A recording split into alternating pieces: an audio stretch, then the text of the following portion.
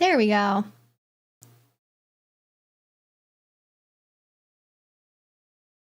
Hello, hello, hello. Hi, everyone. I don't have my normal lights aren't working today, so hopefully you all can see me okay. It's kind of dark in here. I might have to grab my ring light. Oh, I accidentally almost ended the stream. Oh, that's going great. Okay, let me get the chat going here. I tried to give myself a little extra time to start the stream today because I was filming videos before this, which I normally don't do because it makes my... Oh, did my camera just freeze? Oh, God. Don't be messy. But ended up being able to get everything done, get the stream started roughly on time. Yeah, it's very purple. I don't know. I'm not sure if I like... It feels like this camera's not very good at like low light stuff, so... I guess I can I make this brighter? I don't know if that helped at all. I don't know if that helped. Maybe I should grab my ring light. I think I'm gonna... Where will I plug it in? Oh, Okay. I'm gonna grab my ring light. Nobody panic. I'll be right back. I just, like... Too dark. It's too dark.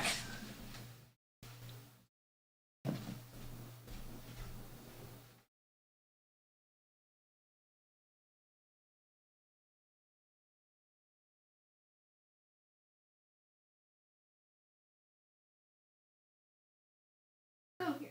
Like this.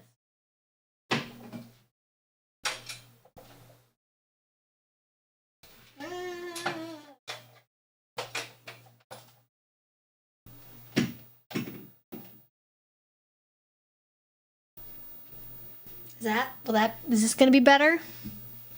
Maybe. It's only really light in one direction. I don't know why I can't get my lights for my camera set up to work. They just decided to stop working, so this is what I got to work with today. So there you go. Makes my couch is very lit up now, I guess. Alrighty. We're just gonna roll with it. We're gonna keep going. I hope you all are doing well. What has been going on? I may have to stop the stream early. I'm going to try to do the normal amount of time, but I did just film for 2.5 hours, so my voice is already a little bit worn out from that, but I didn't want to skip the stream, so here we are. Especially because, was it last week I was gone? What is time? Was it last week? Yes, I was not here last week. So we're back. I was on a trip. There's the pupperina. There she goes. That's her. I'm not allowed to move that. There's a purple blanket on the ground over there, and she lives on it. I set it there one day randomly, and it's her favorite. She has it just the way that she likes it. I am not allowed to move it, so that will probably be where she hangs out during the stream.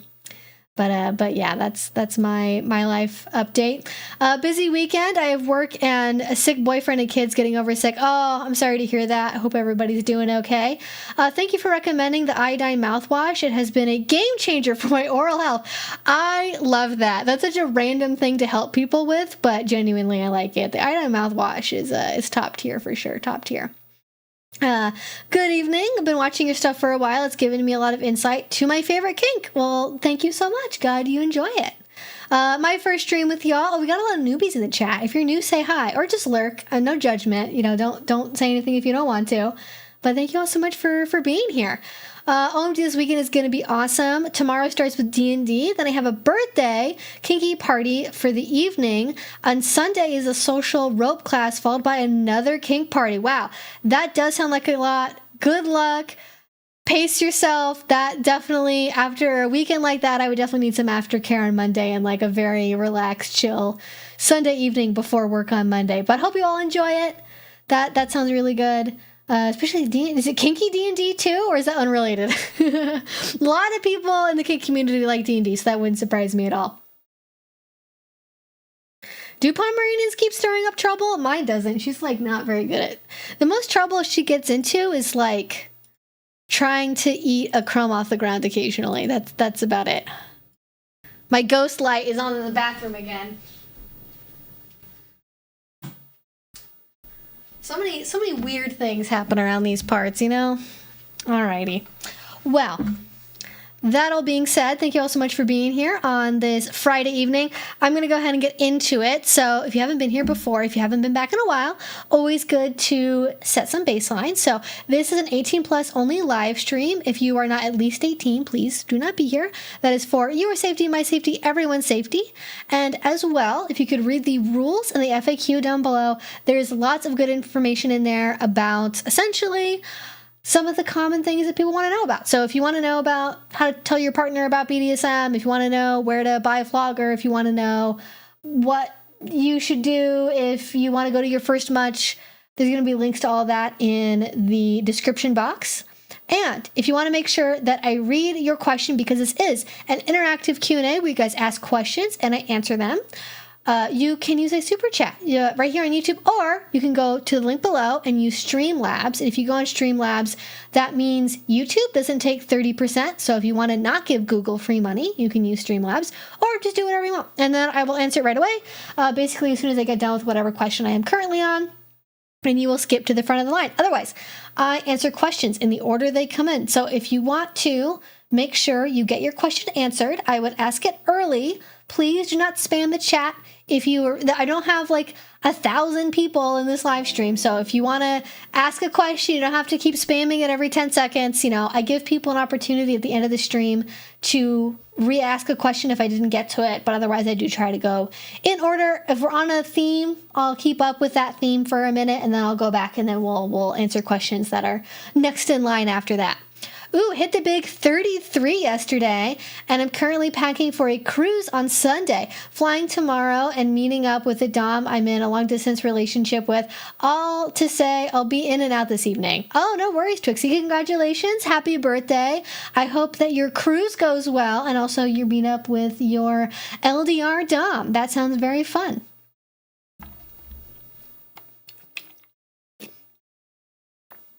Yeah.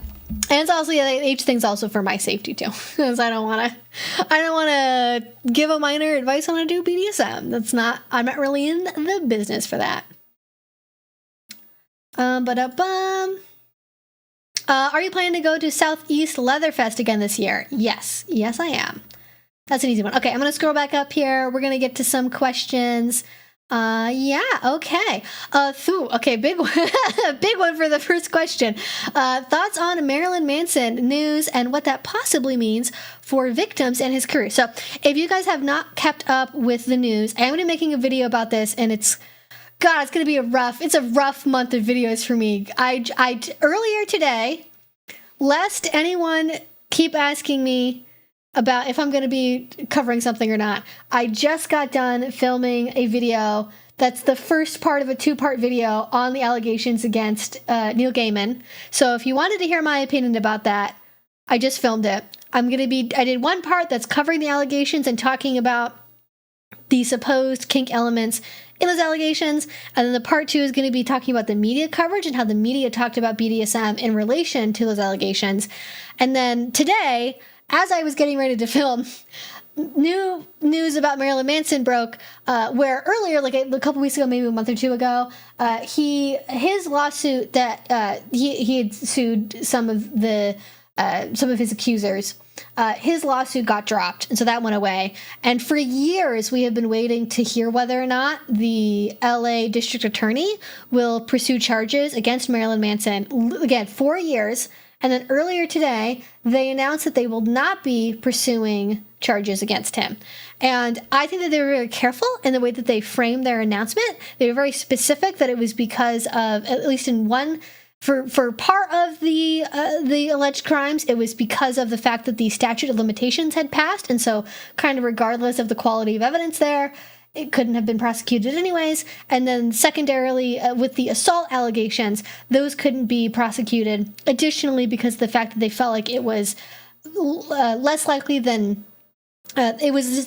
they'd be able to get a conviction beyond a reasonable doubt. And that is a determining factor. The DA's office is not there. I don't know if I'd say they're not a fact-finding body, but they are not trying to determine what the truth is. They're trying to determine, is there enough here? Is it clear enough to where if we decide to invest resources in prosecuting this, we are more likely than not to get a successful prosecution?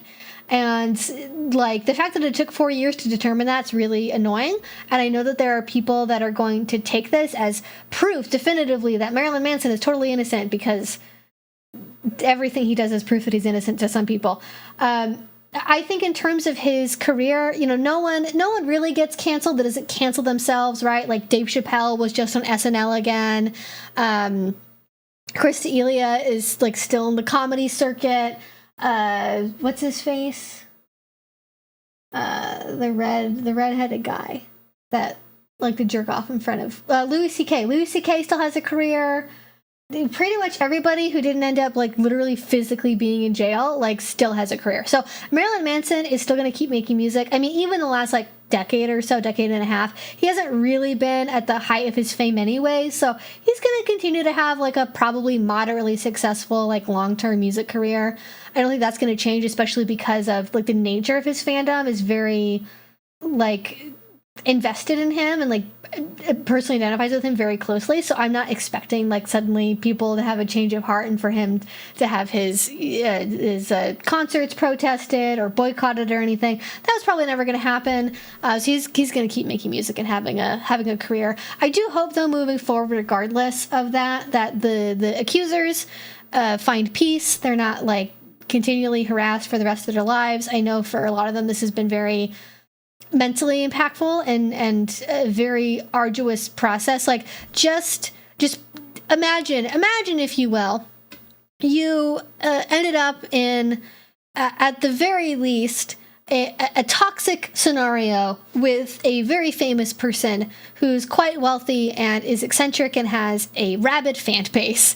And then you decide, along with a bunch of other women, to make public allegations against this person. And then for the next 4 years, almost half a decade, you have to deal with those rabid fans stalking you, defaming you, editing photos of you in an unflattering way, calling you every misogynistic, sexist slur that you can possibly think of, and just, you know, everything you do and say is aggressively monitored and picked apart, and your entire life is turned upside down because everyone is trying to say that you're a liar, you know. And that's really, I can't even imagine what it would be like to go through that. And even on a very small level, I think this proves like why people don't make public allegations and like don't even try to press charges a lot of the time, because I know people who like are in my personal life that have experienced assault or rape or domestic violence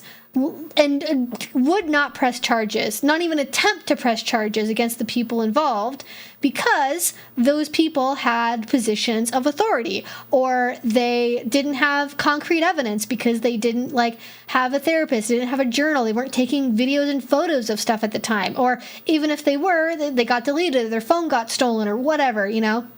And like even the people I know who got to the point of talking to a lawyer, talking to the police, every single one of them was told, yeah, something probably happened, but we probably can't prove it because, well, like one photo isn't enough, or this happened too long ago, or, well, you're in a BDSM relationship, so the jury's going to be too confused. They're not going to know what to make of the fact that like you consented to a power exchange relationship, but you didn't consent to like anal sex while you were sleeping, like that kind of thing, right? And it's just very disappointing how common that is like a stopping point. Simply like I don't want to make it seem like my YouTube channel has one point, but I do feel like one of the points is that consent education is a base fundamental thing. And because we live in a society that doesn't really understand consent and we don't talk about it, that means that when it comes to juries evaluating cases of sexual assault, we don't have the nuance and understanding of consent to be able to recognize the difference between sexual coercion and a typical consensual sexual relationship. or how consent still exists in BDSM, and doing kink doesn't mean that like somebody has carte blanche to do whatever they want with your body at any given time, and we just don't have that. So it's really disappointing. Unfortunately, not surprising. I don't know. Before I make the video, I'm gonna research a little bit more on the politics here, because I think it was the head of the DA's office recently changed, and I don't know if maybe there is maybe a difference between the politics of those two people enough to where maybe one of them would have potentially made a different decision for more political reasons. It's not fun. I'll tell you that, it's not fun.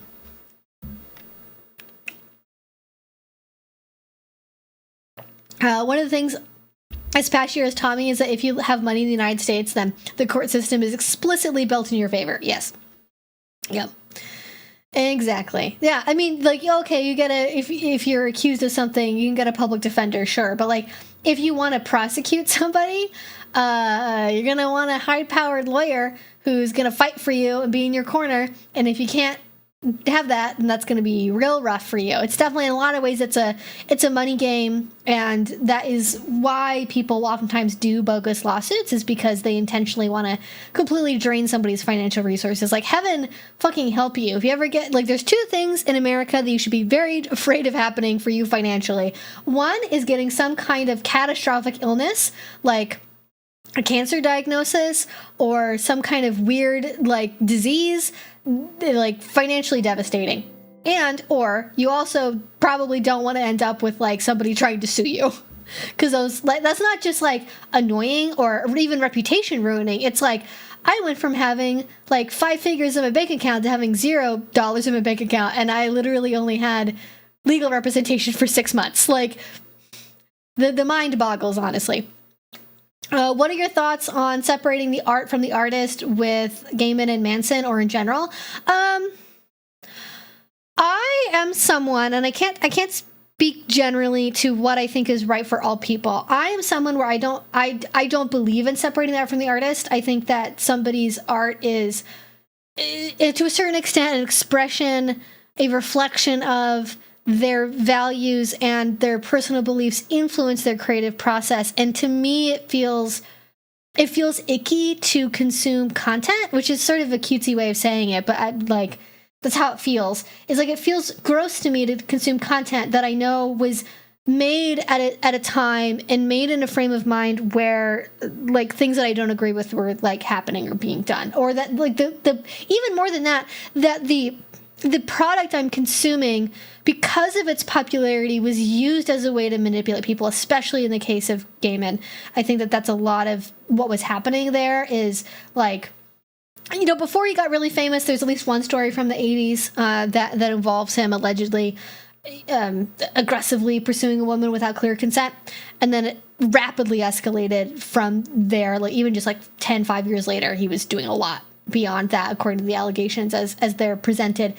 And that's really disturbing. Like, I feel weird about consuming something. It's like, oh, the fame of this product I'm consuming is what enabled this person to have access to 18-year-old fans to assault in a bus. Like, it doesn't feel great, you know? And especially because a lot of people's art, like, some people will be like, oh, I have a persona totally different from who I am every day. I'm actually like a really big sweetie pie, and I don't like have these dark twisted fantasies all the time. But I think it's really hard to completely extrapolate out the tendencies that led to abuse and violence from the creative process of art, especially when it's like hypocritical. Oh my God. Like, I was never a fan of Amanda Palmer. I was never a fan like of Neil Gaiman, or Gaiman. I was never, I liked Marilyn Manson's music, but I was never like a fan of it. Like, you know, there were, 5 songs that were on rotation in the BDSM scene playlist, right? But I never I never went to his concerts, never followed his work, never was in any fandoms for any of them. So I knew of them, but I was never a fan. But especially with Amanda Palmer and even Neil to a certain extent, there's a lot of hypocrisy around like, believe all women, and sexual assault against women is a really big problem, and according to the allegations as we have them so far, it appears that at least in Palmer's and Gaiman's relationship, it was very openly known that he did this a lot, and it was a problem that she'd heard about a lot before, and kept introducing women to him anyway. Because why not? Yeah.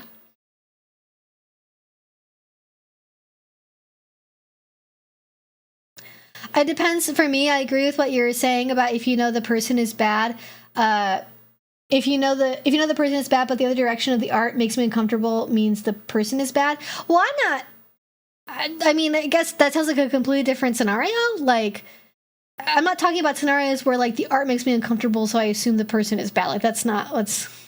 Like, I wouldn't look at somebody's art and then just be like, oh, somebody's probably accused them of sexual assault. Like, I don't think I've never had that thought before. But I guess maybe for some people they might think about it that way. I am so upset about it. I was a big Sandman fan. A lot of people were really big fans of his work. I'm trying to minimize like being a fan of any of these people's like creativity or being a fan of their writing or their music or personally relating to it and having to separate yourself from that music. Like there are a couple of artists that if I found out that they were sexual assaulters or were, in abusive relationships or something, if they were a perpetrator of abuse or toxicity in their relationships or like continually went after fans or something, like it would be really devastating for me to hear that, and it would be really hard for me to not listen to their music anymore. But I'm hoping that maybe I've picked being fans of media where that's not going to happen, yeah. Yeah, no worries, Amber. Go take care of yourself. Don't ever feel like you gotta engage in something if it's not feeling comfy for you. The Sandman series, as well as a number of his books, really influential for me in the 80s and 90s. Yeah, I think that's true for a lot of people. They were like I did read Good Omens. I really like Good Omens. I was I was introduced to Pratchett when I was a young adult, and Good Omens I thought was a fantastic book. I actually laughed out loud reading it. But I am sort of glad I didn't. I think not having a connection to their media maybe gives me a little bit more objectivity, because I'm not like I don't have Gaiman's self-perception influencing what I think about his behavior or the things he said about himself or the things he allegedly said to other people. Like, I'm only kind of seeing things as they are. I'm not thinking about like the persona that he had publicly that I would have seen at like, comic book conventions or book signings or documentaries or anything, if I had watched those as a fan. And I think that that's beneficial for evaluating things. For me, I've already bought the album. I'll still occasionally listen to it for nostalgia purposes, but I'll not buy any new albums or merchandise. I'll definitely spread the word to the youth. Yeah. I mean, the problem is that like in the age of streaming, like a lot of people aren't buying, like it's one thing if you already own the album, like you physically have a copy of the record or the CD or something. But in the age of streaming, if you don't own the physical media, which most people don't own physical media for everything they listen to, because like you don't own the physical media for a fucking YouTube video, do you? Right? Like if you can't really do that, or for a music video even. But if you have the album and it's downloaded in your computer, like you did the old iTunes thing where you took a CD, put it in your CD drive on your computer, and then you put it in your iTunes account. That's one thing. Most people aren't doing that. And in that process, if you're streaming the music, people are getting residuals from that, even in very, very small amounts. And like that's, I think, a line for me too, is if I continue to listen to this, if I by listening to it, I will be financially supporting it. And like, I'm essentially funding that person's legal defense fund in a way if I'm listening to their music, if somebody is potentially going to be bringing a lawsuit against them or pursuing criminal charges. And do I want that money to go to a shit lawyer who's just going to try to get this guy out on like no charges? Probably not. Thank you so much, Sean. Sean gifted 5 memberships for the YouTube channel. Thank you. He was really, really good at hiding that side of himself because Pratchett would have roasted him over the coals if he had known. I would like to believe so. I think, like Pratchett is somebody that if I retroactively found out that he was like a piece of shit, I'd be shocked. I'd be like, oh my God, that would like fundamentally shift my whole world. If I found out that like he had, I sort of believe if it's real talk. Okay. I sort of believe that like, if you exist in this world as a cis man, I believe it is possible that at least one person will probably have, at minimum, an awkward borderline fuzzy interaction with you. And if that story comes out about someone, I'm not going to be shocked. Doesn't matter. Influencer, author, television executive, doesn't fucking matter. It's, well, patriarchy, lack of sexual consent education. There we go. Like, it wouldn't shock me. I would still be disappointed, but it wouldn't be like earth shattering. If it was a series of like a lifelong pattern suddenly coming out of like, ooh, this was very specific, that would be very disturbing and that would take me back. But I'm not usually surprised when it's just like little one-off things. It's like our society in the way that it exists, especially if we're looking at like, you know, pre-2010s and before. We were having conversations about this. That was practically part of the package. If you had an audience, if you had even a tiny little hint of a fraction of an audience, well, that's just free nudes, baby. Groupies. That's part of the, that's why you become a celebrity, right?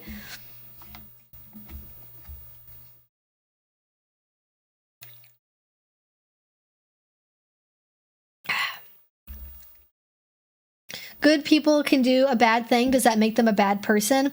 Conversely, bad people can do a good thing. Does that make them a good person? What are everyone's thoughts? I mean, that's super open-ended. My opinion is thinking about things as definitively black and white, good and like people are good, people are bad. I don't really believe in that. I sort of my approach is that all good things contain bad and all bad things contain good. It's neither one or the other. And I think black and white thinking like that is actually like nuances, like where reality I think ultimately lies on that front. However, if there is a preponderance of lifelong habitual behavior that is fundamentally resistant to any kind of change or critique, where someone is over and over and over and over and over again across decades damaging people sexually, physically, emotionally, without enough remorse to change their behavior, that's not like, oopsie, I'm a good person who did a bad thing. Like, I feel like that's the problem when people talk about, oh, they made a mistake, they did something wrong. And it's like, okay, at some point, what's the line? What's the line on, no, this is a behavior pattern. You are doing this repeatedly. This is not just an oopsie doopsie, I made a mistake, I made an error in judgment. Like, it's not an error in judgment if you've been doing it for 30 straight years, okay? If you have a pattern of, like, trying to date 18-year-old fans who are, like, in love with you parasocially before ever meeting you in person, that's a problem. And I, like, you know, it's the big man upstairs, if he exists, it's his job to judge if it's good or, like, if you're fundamentally a good or a bad person. I would say you are someone who's not aligned with my values if you are somebody who thinks that is acceptable or excusable, and I wouldn't want to interact with you because I don't think that you are in line with what I think is appropriate behavior for a human being that cares about the well-being of others, right? Yeah. Abuse is a pattern of behavior, so being able to understand it doesn't require labeling a person who's good or bad. Yes, exactly. This is part of I have a video that's actually unrelated to any specific allegations where I talk about age gap relationships. It's coming out pretty soon. And there's a section towards the end of that where I talk about how people have sort of confused and deflated the meanings of a lot of like extremely useful and important therapeutic terms, one of which is abuse. And like to the point that people will say it's abusive to, as a 22-year-old match with an 18-year-old on a dating app. It's like, abuse is a pervasive pattern of coercive control. It's not even one-off incidences. And I think that people like don't understand that part. I think people look at like, if it's literally only ever one thing, like if like your partner comes home and like has a bad day and they like, you know, they drop a plate or something and then like scream about it. Like that's not like, they're not an abuser for doing that. That could be part of an abusive pattern if it's a pattern, but the behavior in isolation is not abusive because there's not a pattern there, right? And I think that people sort of forget that like things can be toxic, they can be bad behaviors to have in a relationship, like they can be hurtful to people. And I think people sort of conflated hurt with abuse, and I don't think that's actually helpful, especially for victims of abuse. And yeah, so that's my 2 cents on that.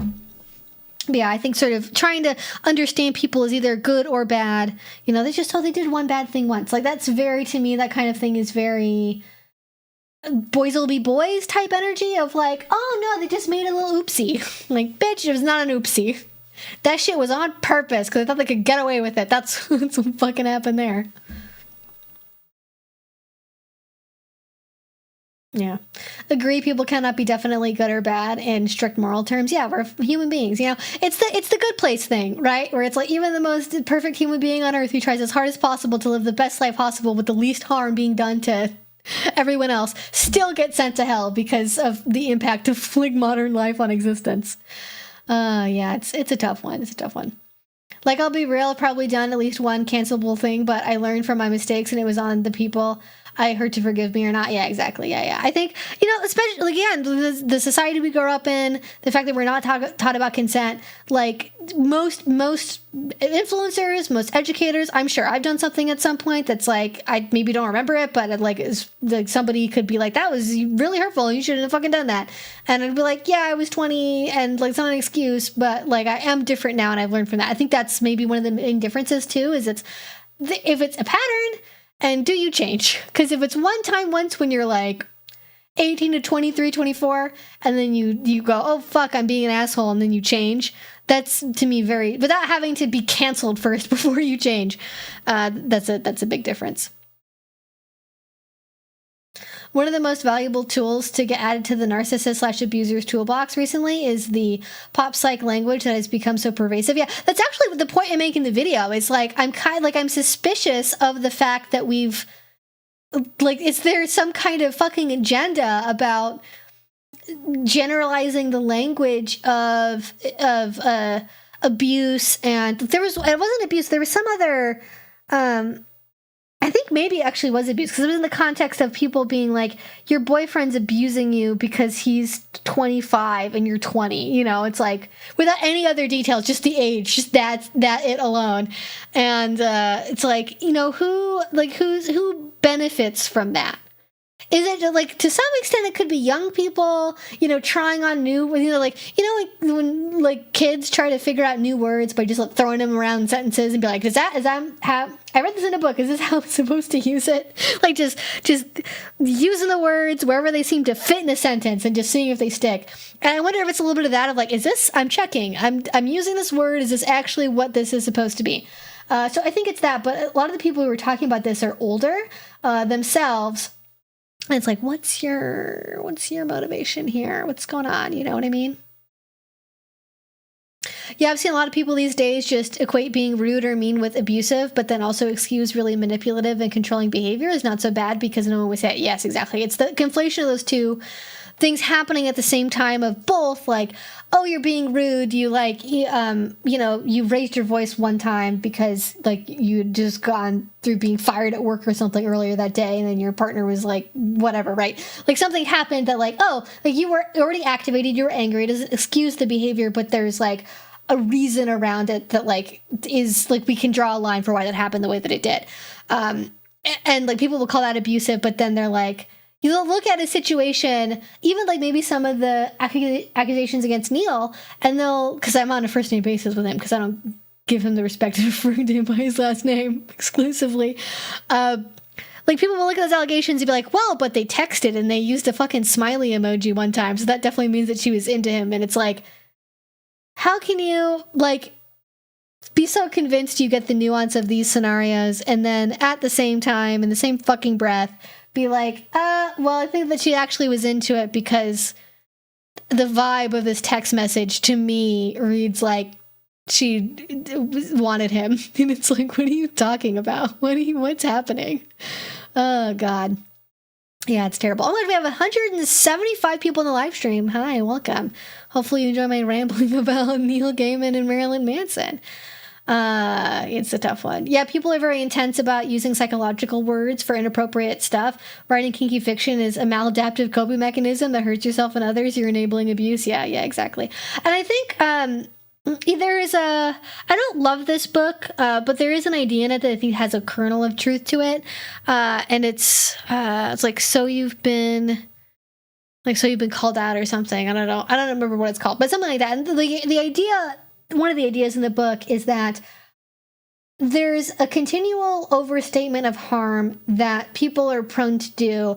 And the reason why they do it is because culturally, we don't generally pay attention to people and help them unless it's like on fire, life or death, tragic scenario. Like, it's not like we are not individually inclined or really socially, culturally inclined to help other people unless it's like real fucking bad. So like somebody can be like, I'm having a bad day. And a lot of people are going to be like, well, I had a bad day too, so fuck off.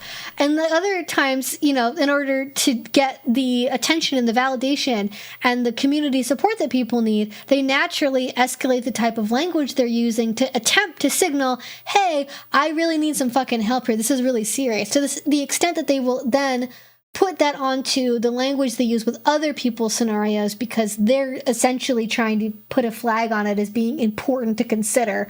And I think that causes an escalation in language because in order to get attention, you have to be going through something like very extreme. It's not enough just to be like, it was a little ouchy. Can I get a crumb of validation, please? Can I get a crumb of recognition? It's like, no validation. Bad. Water bottle. That's it. To understand text miscommunication, watch Key and Peele text sketch is a lovely example. Oh, I have not seen that. It was just an age gap relationship. It's sus too, like Leonardo DiCaprio won't date anyone over 25. Okay, if it's... watch the video that I make about this because this is a very important point. Yes, an age gap relationship by itself can be an indication of something bad happening in the relationship, depending on the intentions there, and if it's a pattern, right? That's the key thing is it a pattern? Because it's totally different if it's like, you just happen, and maybe I'm defensive because I tend to have age gap relationships, so like take that with a grain of salt. But you know, as the younger person, I'm not a cougar yet. Okay, listen, check in about 5 years. That may be different. For right now, I'm not a cougar. I feel like at 35, there's going to be a switch. 35, suddenly I'm only going to be dating 25-year-olds. It's going to be great. Probably not though. Actually, I don't know if I can tolerate people that are like significantly younger than me by like a decade. Might be too zoomer. I might have to watch Skibbity Toilet. I'm scared. Joking aside though, I really do think the age gaps are like, that can be a factor, but if it's one thing, if it's like, you know, somebody is say like 40, right? And across their relationship history, they've dated people that are like their same age, a year younger, a year older, 5 years older, 2 years younger. And then like one of their relationships happens to be an age gap relationship with somebody who's like 30, you know, like it's 10 years, but they're like 30 and 40. They're pretty established adults. I don't think that that's like toxic age gap, cancel. You know, let's pause for a second here. And even with somebody who's like, you know, 20 and 25, like I don't think that even that's really a big deal. I think if you're getting into like high schoolers dating like, you know, people in their mid 20s, that's a fucking problem, right? If you're like 17 and you're like, I wouldn't even put air quotes around dating. You're like 16, 17, dating a 23, 24, 25-year-old. That's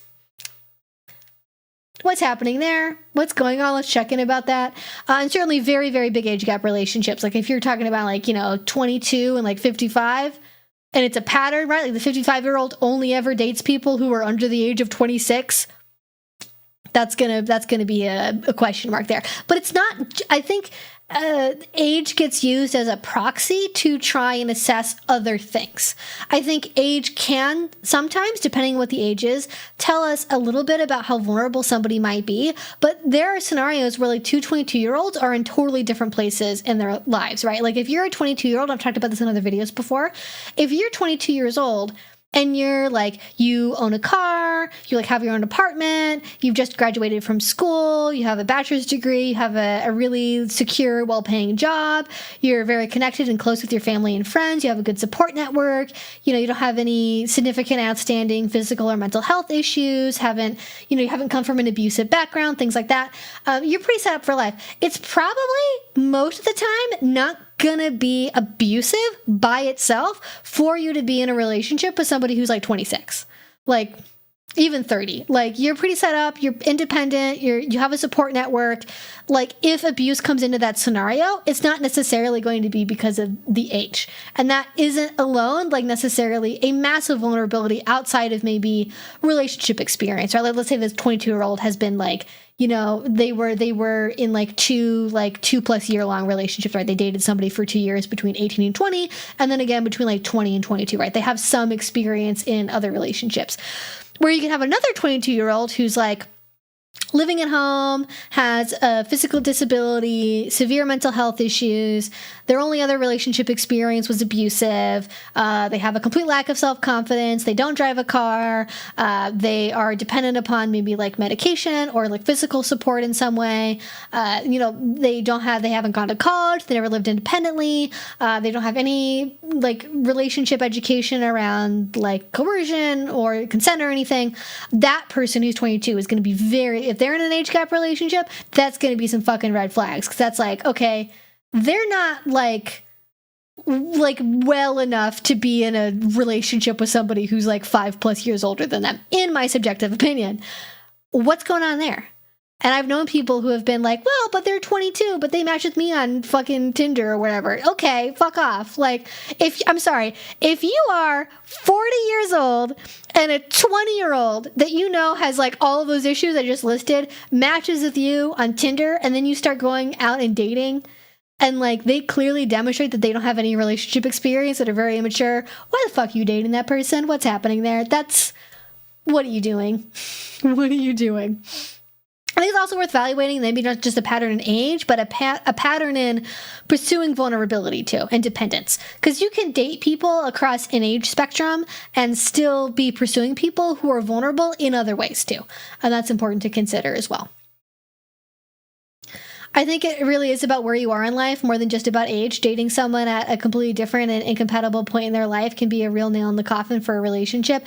Yeah, I mean, I think it's like, I think age, what I'm trying to say is that I think age is a factor, but it's oftentimes used as a proxy to try and assess other things. And I think people get fixated on age because it's a very clear, easily identifiable thing that you could point to. It's like, aha, I see, I've identified the problem in this relationship, and I know that it's going to be a problem, and it must be an issue because of the age, and therefore I am smart and secure and will not be violated because I have identified what the problem is. And it's like, I think it's comforting for people to feel like they've identified something that they can easily go, look, I know what it is. I figured out the trip. I figured out the trap. I can see it.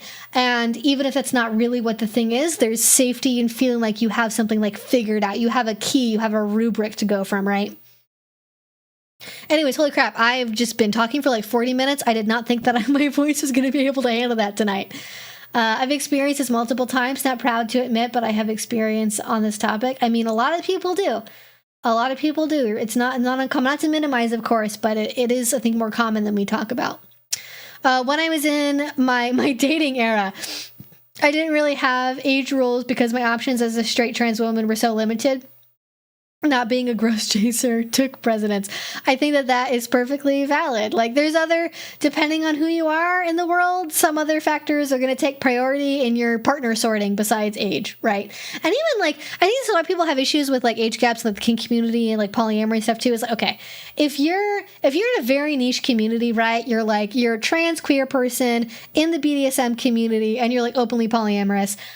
Your options for dating are going to be real limited, and maybe you can't like afford, feels like the wrong word, but like you can't necessarily be too picky about age unless you want to date the same two people as everyone else in your friend group. And that's a fucking factor as well, right? Friend groups in the kink world and the poly world are very incestuous, and if you don't want to end up in a scenario where you're only dating your friend's ex and your ex's friend's ex and whatever, like, you're going to have to look outside the typical pool a little bit there. Yeah. If you're 40 on Tinder, why? Get off the hookups app, you're a grown adult. I mean, to be fair, I don't think anyone should be on Tinder. Because for some reason I fucking decided that I'm in my era of making hour-long YouTube videos every week. I filmed a video where I review all of the major dating apps, and my one-line review of Tinder is, that shit's scary as hell. I was mortified, terrified, frozen with fear over Tinder. Just couldn't, don't want to ever use it again. It was terrible. No one should be on it. And I will leave it at that. I don't care if you're 40, 50, 18. There is not an ideal. The only ideal user of Tinder is nobody. That's it. Oh, God. Yeah.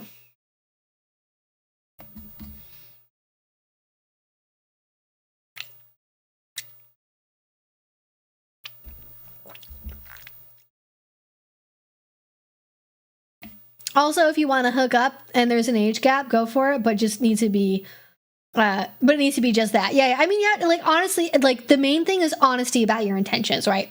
If you in order to sleep with someone, lead them on about wanting a relationship, regardless of your age, that shit's not okay. I feel like people are afraid to be honest about what their intentions are with people because they're afraid of being rejected or told no or like losing an opportunity. And I'm like shocked that people don't like think about this more in like a consent framework. But like you really should be thinking about it that way. Because if you frame it like, oh, like I'm totally into you, like you're so sweet, I want to be your boyfriend, I want to be your girlfriend, la la la, this, that, and the other, and you go on a little date, and then you act really cutesy, and then you fuck them and then never talk to them ever again.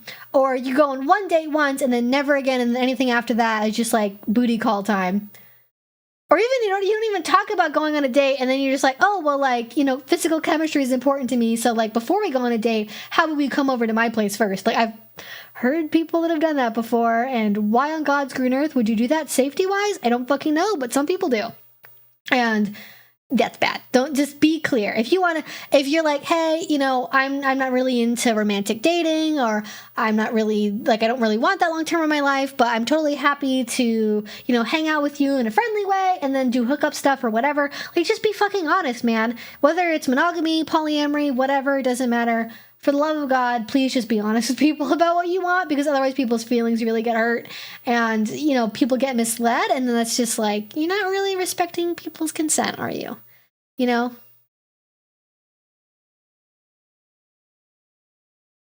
I installed Field last week, lasted an hour before I moved it again. Really? I haven't had that experience with Field. I think Field is like way better than Tinder, and it's better than the other ones, but I imagine it's at least somewhat geographically dependent. But I haven't actively used it in a minute, so maybe things have changed. I'm not sure on that one. Yeah. I tried Tinder for about a year and change, and even as a cis dude, it felt so weird and shallow, bad vibes all around. I had way better experiences with OkCupid. Yeah, exactly. That's my opinion as well. Although I did keep getting matched with people who were already my IRL friends on OKC.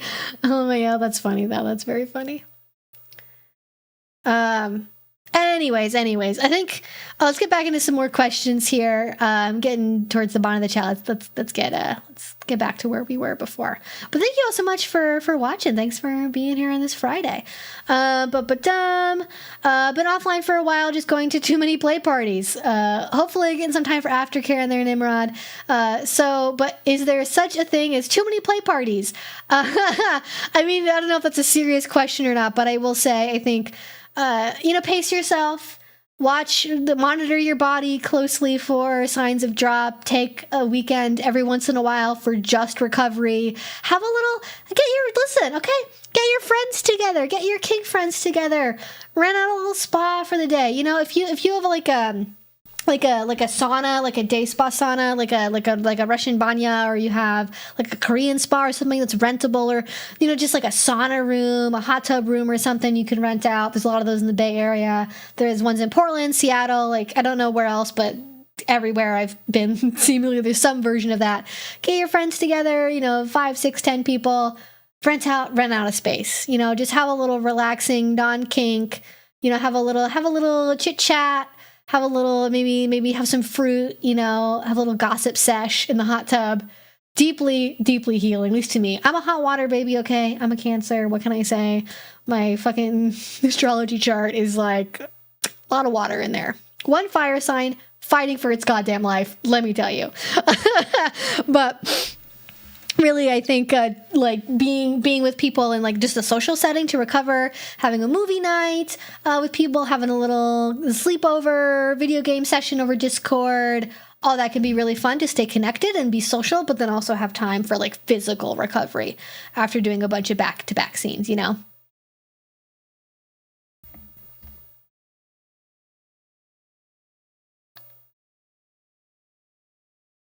Cancers in the chat, yeah.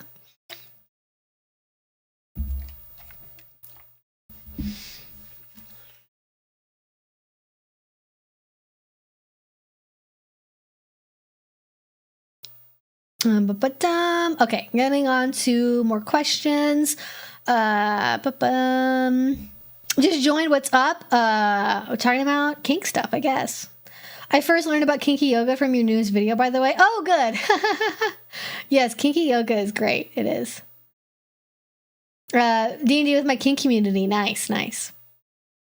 There's still Manson case updates? Yes. There'll be at least one. I'm planning for the Marilyn Manson stuff. I'm going to be doing one video that's covering the lawsuit updates, and then I'm going to do a second one covering I think it's the Channel 4 documentary that came out. I haven't gotten a chance to watch that yet because I haven't found out how to watch it in the US, although I do have a VPN now, so might be able to find a way around that particular issue. So I'm going to be watching that, so I'm going to be doing at least two, and then at that point, like, I don't know. It depends on where other things end up. The big major things seem to have more or less quieted down for the most part, which is disappointing in the way that they've ended up. But that is unfortunately, if you are familiar with cases of sexual abuse and assault, this is not surprising. Like I mentioned earlier on the stream, I know many people in my life that have gone through domestic violence, sexual abuse, sexual coercion, assault, physical assault, and none of them have ever been able to successfully press charges, let alone get a conviction out of any of them. Even like literal, I know someone that, like, I'm not going to share the details, but like I know somebody that went through like legit, like traditional, unambiguous domestic violence, like getting physically slapped around, having their life threatened, like if you like the stereotypical image of DV, I know somebody who went through that and they still fucking couldn't like get one, they didn't really want to press charges, and then two, even if they would have wanted to, it just wasn't like, they didn't have physical evidence of a lot of it because they weren't documenting it at the time it was happening. Because like, is your abusive spouse going to be like okay with you taking photos of your bruises? Like, probably not. Like, it's fucking, yeah. Anyways, not to get too much into that, but it is unfortunately a common scenario. Far, far too common, both in the abuse itself and in the inability to get justice for it through the legal system.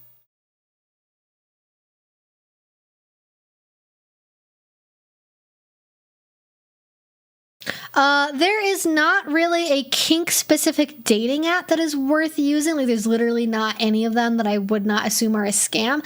I like Field. I've used Field for years. I have found kink partners on that.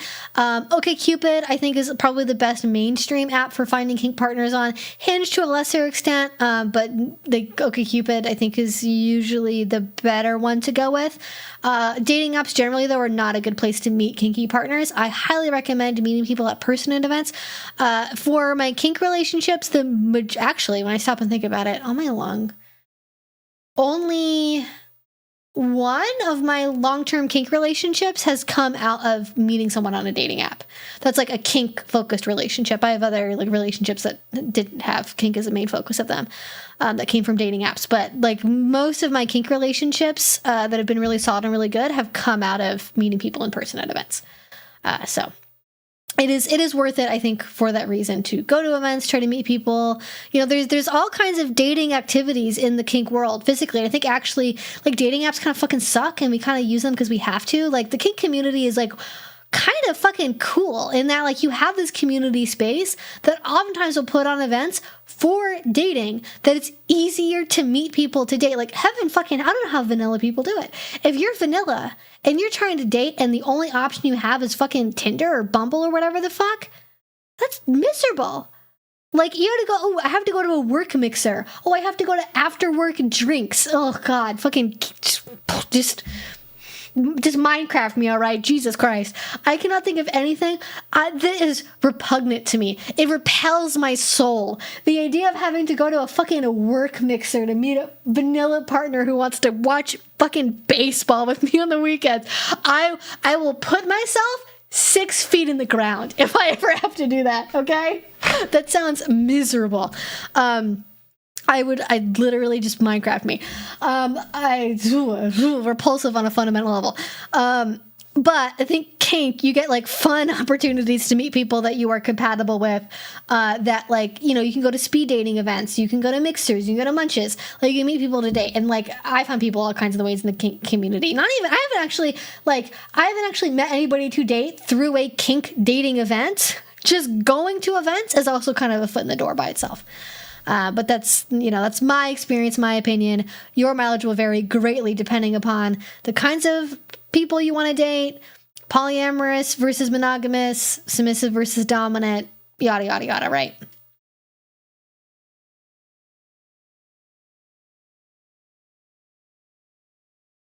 It does sound miserable indeed. I mean, not to hate anyone who's like a big old vanilla baseball fan, but just like, not my life, not my thing. Like, there were times before I was like fully and basically only friends with people in the kink world and like the polyamory world. Before that point, I remember going to like, you know, friend of a friend's house because they invite like, oh, so-and-so's doing a barbecue. Do you want to come with me? And I go, then I'd just be like, I felt my soul dying.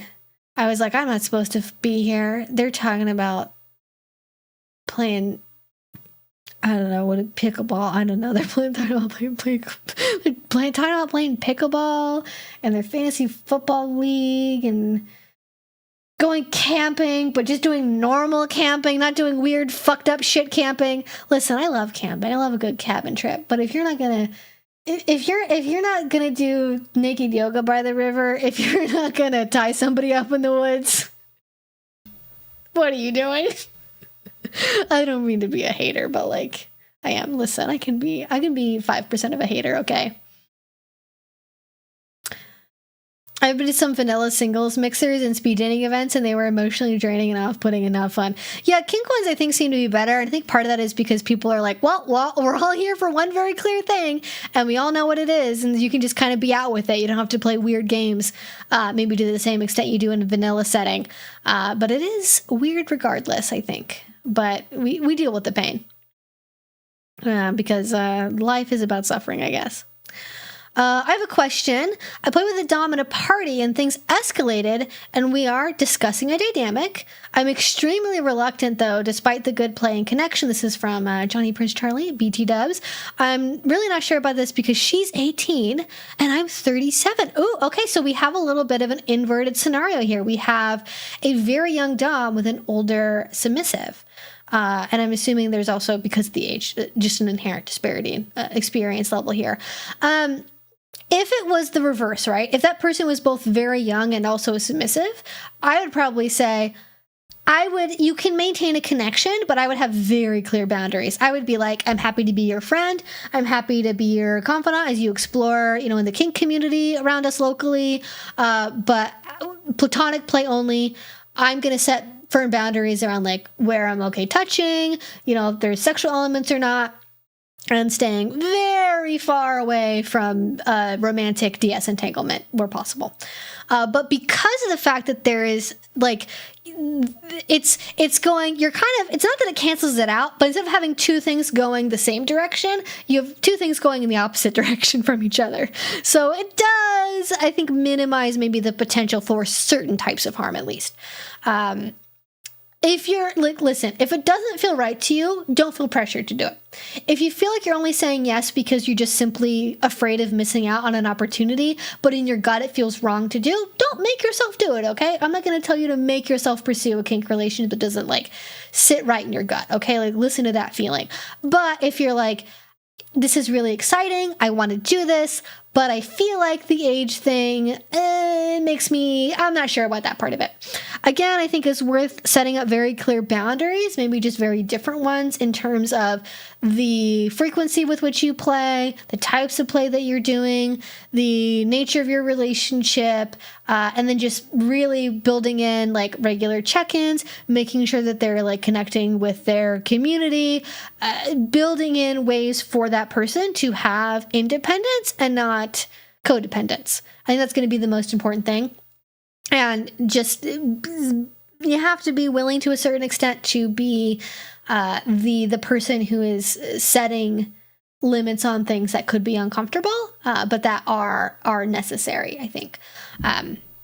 So yeah, it's a hard one. It's very difficult to navigate that, I think, especially before you get into something. But you can always baby step it, right? You don't have to go from, we played at a party once and now we're like in a TS relationship.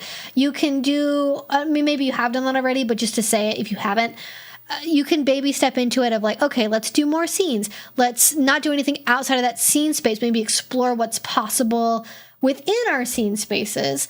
And playing for longer, going a little bit deeper, still checking in, and then maybe getting into like trying something for like a day at a protocol party or just for a weekend, and then decide if you want to get into a longer relationship from that.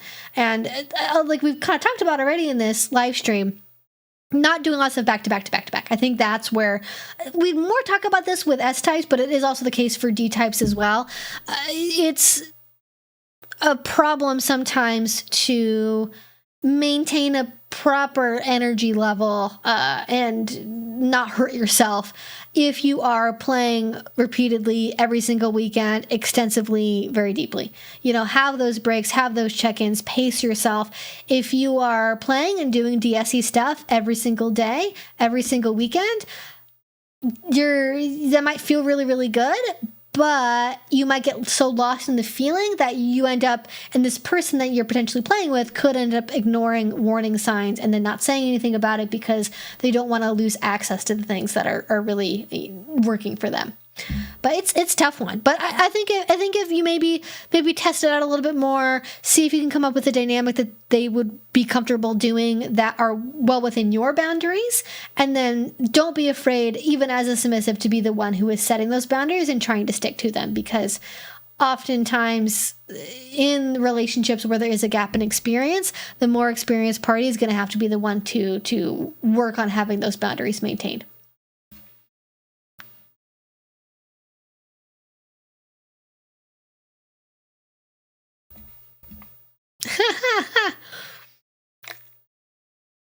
Mm-hmm.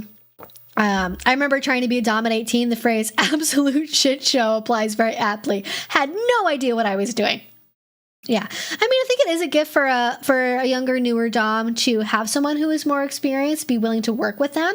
And that is something where I'm like, that's kind of why I'm like, oh, you know what, this could be good. I think it's new doms, even I'm assuming new like female dominants, they can really struggle with having people who are willing to work with them through that awkwardness of that like newbie dom phase. And if you are willing to be that person, it'll pay dividends, and it could be worth it for that reason.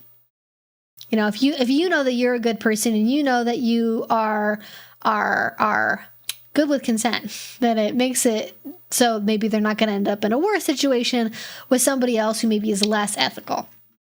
Which is not always a perfect argument, because I think people will exploit that to sort of excuse like, well, but I just had to be in a relationship with that person because what if somebody else was worse, which is not great. But yeah, people do be like that sometimes. Yeah, incredibly disappointing and atrocious. Yeah, the stuff against Neil. Yep. You don't hear about this fan abuse by Robert Smith from The Cure, and they've always had young people in their fan base. Good point. Good point. I think that not everyone is terrible. It's good to remember not everyone literally sucks. Gaiman's not apology was frustrating for me. Oh, that's also going to have to cover the apology that he gave in part 2, because I just didn't have time to get to it in the original video that I made, because that shit is gross and disgusting. But yeah, his apology was frustrating for me because it makes me think that the narrative's intended attitude to Morpheus was much more sympathetic than I read it was, which does make the art worse. I'm assuming that is a character in one of his media properties I'm not familiar with, but if there are characters in media that involve misunderstood villains or complex bad people, and then it turns out that the person who wrote the media is a prolific abuser, there's an eyebrow raise that happens there for sure. If anything, recent history has shown us is that there are no celebrities or creatives who don't have the potential to turn out to be monsters, regardless of the merits of their public work. Exactly. At this point, not just to avoid giving an abuser money, but just for survival, I believe piracy is a skill that everyone should cultivate. That is a great point. Great point indeed. And by piracy, we mean learning how to sail a ship upon the high seas. Oh. I think there might be something funky going with the microphone. There's a high-pitched thingy going on, and I couldn't troubleshoot it on my end. Oh. A high-pitched thingy. Is anyone else hearing a high-pitched thingy? Should I stop and look for that? Or should I just try to troubleshoot it later? Because when I stop talking, there's no activity on the microphone at all. Like, it just completely drops off. Like, if I stop talking, does the noise still happen? If it is there? I guess I could pop my headphones in and, like, listen to the stream. But I don't really want to pause what I'm talking about to do that, so. I'm not hearing anything high-pitched on my end. No high pitches here? Okay. Well, okay, if it's not immediately I don't hear. Okay, if it's not a pervasive issues, I'll just check the stream back later and see if there's anything that maybe is funky. Okay, no, so far no one else is saying anything, so thank you. I'm gonna move on from that. I guess it depends on a few factors, especially accusations about an artist who's no longer here as they can't really defend themselves. Oh, yeah, I mean, I guess, yeah, that's, you know. But also at the same time, if somebody experienced really horrific abuse, they might not feel safe to say something until their abuser has passed away. So, like, I get what you're saying. I think take anything with a grain of salt in this world, but I think it's not necessarily just they waited until they could split their estate or something. I think there's other reasons for why that could happen, too, that also can explain it.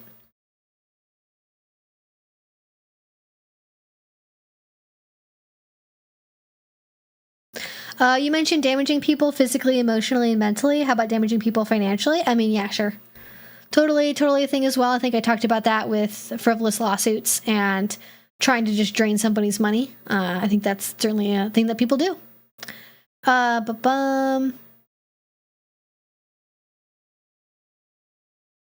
Another thing about the Gaiman thing is that so many people are focusing on the weird or kinky stuff in the stories. It's a lack of consent. The weird doesn't matter.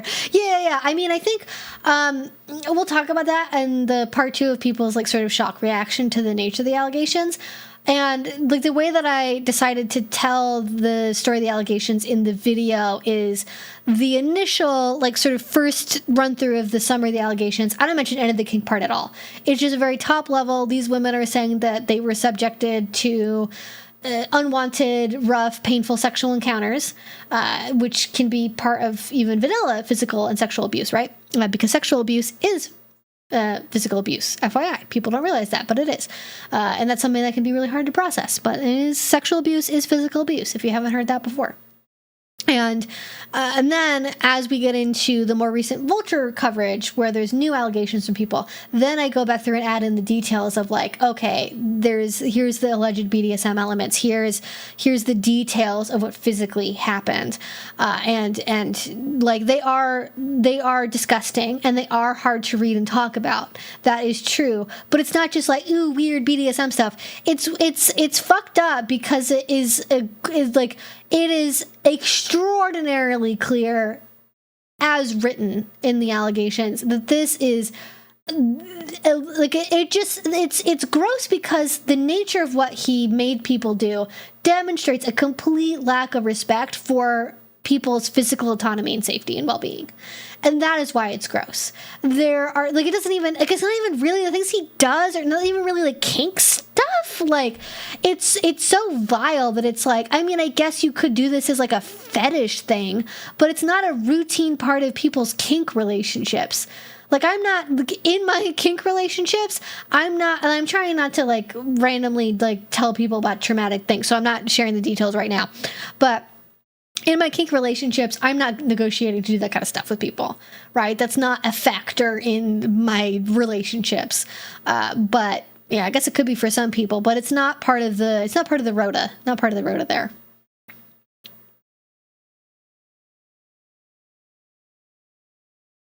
BDSM doesn't work without consent. If there's no consent, it's not BDSM. Vanillas have a tough time getting that. Yeah. It's very. That's like my point in making the video is that like Neil, like outside of his behavior, could have kink fantasies because like have elements of his fantasy landscape that are related to BDSM.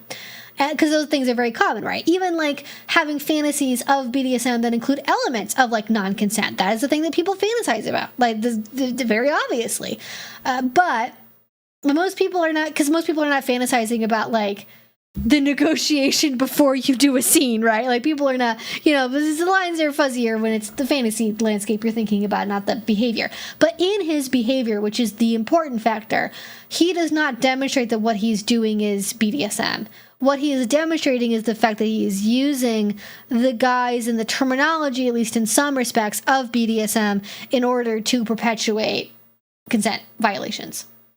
Which does not actually mean that what he's doing is BDSM. It means he's using that as a veil to justify or explain away his behavior, which is not okay. All right, give me a second. I'm gonna turn off the heater here. BRB.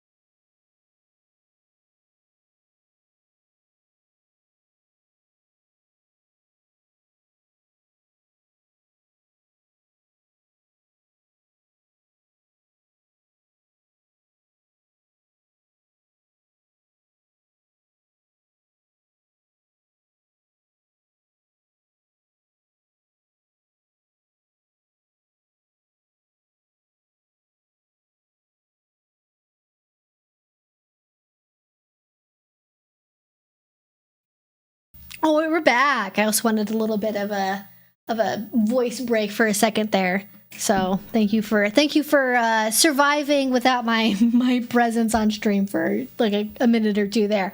Every celeb accusation has a component people latch onto.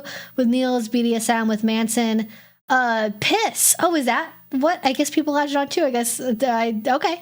Army, the cannibalism. Yeah, for sure. With Diddy, the baby oil. Oh, yeah. That's right. I guess people did make a lot of jokes about the baby oil. I thought with Manson it was the like the branding and like the Violet Wand stuff, but maybe I'm too deep in it.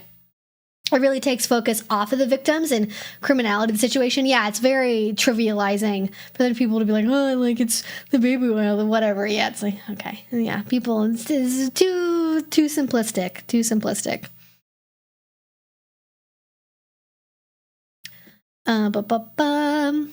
All right, let's see. Where were we?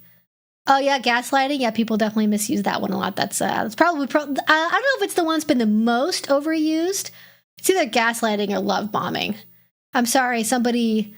Like it's about the pattern, right? Like somebody bringing you a mixtape to like your second date isn't love bombing. Somebody sending you flowers to your office isn't love bombing by itself. It can be a component of love bombing, but the love bombing isn't about the physical actions in isolation.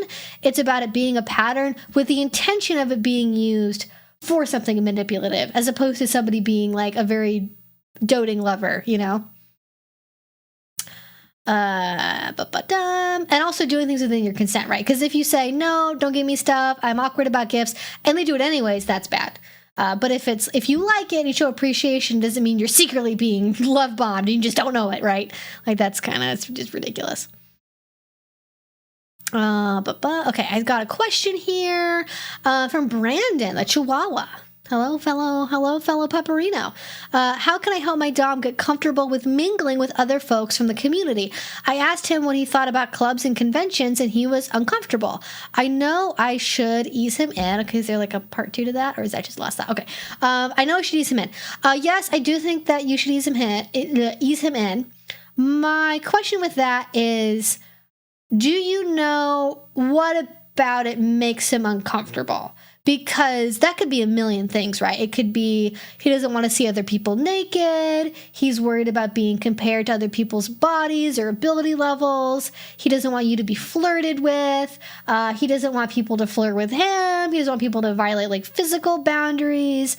Or he thinks it's like awkward or would like violate a relationship agreement to like maybe get pleasure or enjoyment from seeing somebody do a kink activity, and or he doesn't see the value of platonic kink connections, or assumes that BDSM events are all like cruising events. Basically, we're like, well, why would you go if you weren't going to flirt with people and like try to make out and like do sexy kink stuff to them? And like some BDSM events are that way for sure. Like some kink events are very focused on doing activities with people. Yeah, of course.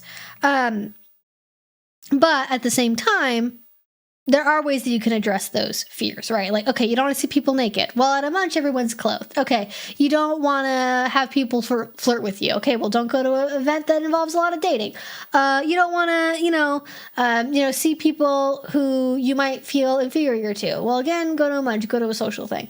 Maybe it's worth having a conversation where you both. This is delicate, but I think it's worth trying to understand. Hey, I'm trying. Like I hear that this makes you uncomfortable, and I don't want to push you to do anything. But I am curious about why you feel uncomfortable. Like what's coming up for you? Why is that happening? And then once you understand that, maybe you can talk to them and just explain why. Okay, maybe this thing that you're afraid of happening isn't really something that happens in the community, or maybe we can set boundaries that we can stick to that'll make the experience more comfortable. Or maybe we don't go to play parties, but maybe a munch is okay. And that's how I would try to iterate through it. But if they're uncomfortable, they don't want to do it, and everyone's going to see value in going to public BDSM events. And at that point, like you can't really force somebody to do something that they're not going to be into. Maybe like a class might be a good option. Maybe if it's, we're going to go take a class, we're going to learn how to do something together. You're going to practice on me. We're not going to touch other people. It's all about learning. It's growth focused. It's just a fun date night activity to do together to learn something that we can take back into our bedroom. And the only people you're going to see do anything are the instructors, and they're there to be professional and not to get involved with like audience members, right? But yeah, I asked to clarify. He said he didn't want to see others doing things and the space in general, I think, which I respect completely. Like the more extreme things specifically. Okay, so like uncomfortability. Discomfort is the actual word. Don't know why I made up a whole new word for that. The discomfort of seeing others doing things, especially more extreme things. Well, that's why newbie nights exist. If they're afraid of seeing, extreme things, like that's also subjective. Like, is knife play extreme? Is wrestling extreme? Is choking extreme? That depends on the person, right? But I think newbie nights, or more like if you have a party near you that's more like sensation focused, or more, what am I thinking of? Like parties that are like sensory play focused, where it's going to be lighter play. I definitely know there's scenes where people do those set up environments to be more conducive to that and explicitly don't allow blood or choking or things that people are more likely to find to be uncomfortable for the reason of the fact that they're seen as being more extreme, right? But if you want to be involved in the community, like going to parties is one way of doing that. You could also go to a munch, go to discussion groups, go to other hangout events, go to protocol events, go to classes like I talked about. You don't have to just be doing parties. And maybe that feels okay. And if you haven't talked about it, it might be worth it to be like, hey, I totally respect that idea makes you uncomfortable. Definitely don't want to go to any parties if that would be weird for you. But I think it might be beneficial for whatever reason to go to a munch, to go to an event like this. Would you be willing to maybe try that out? And those can be good because there's no nudity, there's no play, there's no extreme things happening. You might potentially overhear a conversation where somebody talks about doing an extreme thing or something that seems extreme to you, but that's not the purpose of the event altogether. And that might feel better. Okay. My voice is getting a little rough, so I am going to try to keep answering questions for as long as I can, but I don't want to completely roast and toast my voice here, so I'm gonna at least go for another probably 10 minutes or so as best I can. Let me see, another like 15, and then I'm gonna check in with myself and abide by my own physical limitations. Oh, disgusting. Why don't I just push through it? Why don't I just suffer? The suffering.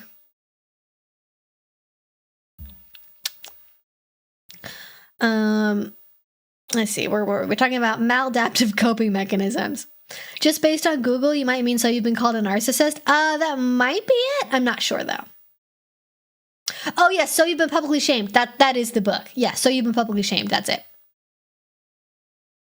Unfortunately, that's why it's taught to scream fire instead of help when you're being assaulted. Oof. Yeah. Yep. Yeah. Yeah. People suck.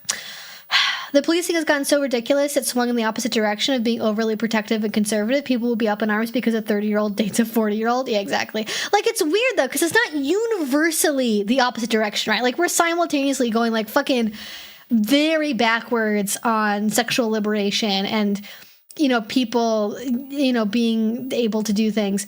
But then we're also going in the opposite direction of, like, actually, it's problematic to be in a 6-month age gap when you're 18 years old. Like, yeah.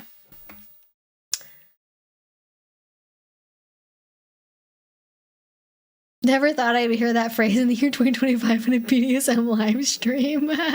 Well, what can I say? It's who I am. One of my younger friends sent me a detailed Twitter thread on Skibidi Toilet. Got more use out of using that to talk to your cousins than I would have thought. Yeah. If I had anyone that was in that age range in like my family life, I'd be reading up. I'd be studying. But I'm also okay being like the stick in the mud. I've kind of always have been. I've never really been that with it, with pop culture. So I accept it, I like the timeless classics. That's who I am.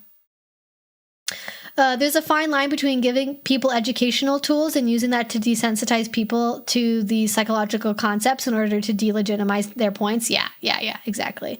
Like there's sort of like an educational thread about gaslighting versus talking about gaslighting being like fucking everything to the point that like nothing can really be identifiable as genuine gaslighting, and that like this is an abuse tool. Like people do, like love bombing and gaslighting are not just things that like annoying people do in relationships sometimes.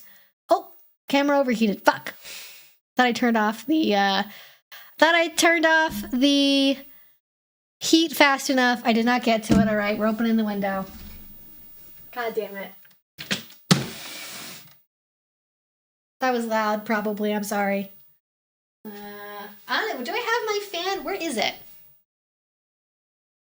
Is it worth it for me to grab it? I think, yeah. We got people. We got people watching. All right. Hi, Paparina. How are you doing? Hi.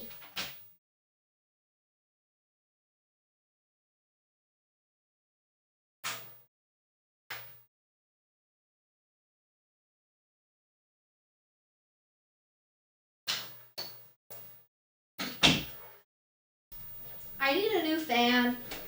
This one sucks. I hate it.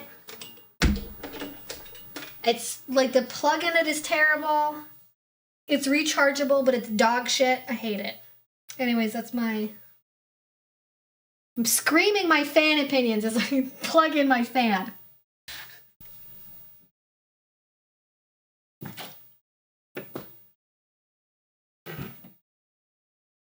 Oh, don't do that.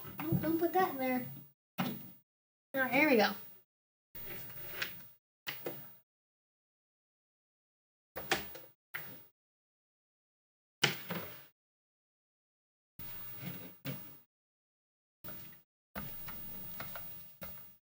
All right, let's see if this works. All right, it's cold outside. I think it's under 40 degrees, so I'm hoping that'll be acceptable.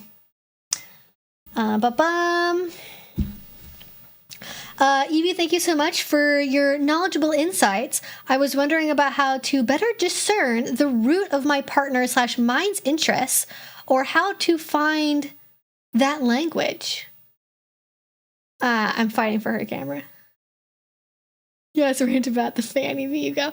That is like, I might. Listen, I got people in my life who could help me with this situation.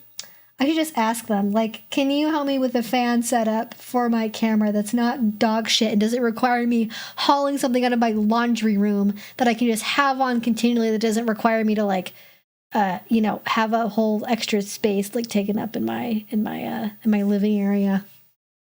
I have people that could figure that shit out. I can do it. Save your voice for telling Vanna how good and beautiful and perfect she is. I know. But she knows that. Hi, baby. Where are you? I saw you. Hi. I can see your little ear. Okay, you guys probably can't see it. Come here. Yeah. Come here. Hi, my baby. Come here.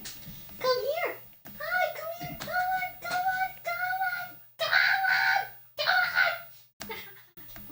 Oh, I love you, my darling. You are so sweet. Come here. Come here, my darling baby child. Hello. Come here. Hello, my little baby. You are so sprightly and so fantastic. Look at you. Hello. We will now appreciate the bandita for the duration of however long this stream lasts for. Wowie, wowie, wowie. How's that? Wowie, wowie, wowie. They wanted me to tell you that you're beautiful and perfect and amazing. But you already know. You have perfect self-confidence. You have a perfect self-confidence. Not a doubt in you about anything in your life, huh?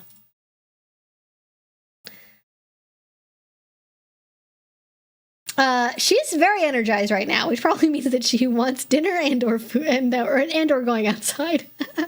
But yes, she's very. She's more of a morning girl. More of a morning girl, yeah. More of a morning puppy. Yeah. Trying to get comfortable. What's going on, ma'am? You're moving around a whole lot. The camera does love her. The camera hates me, loves her.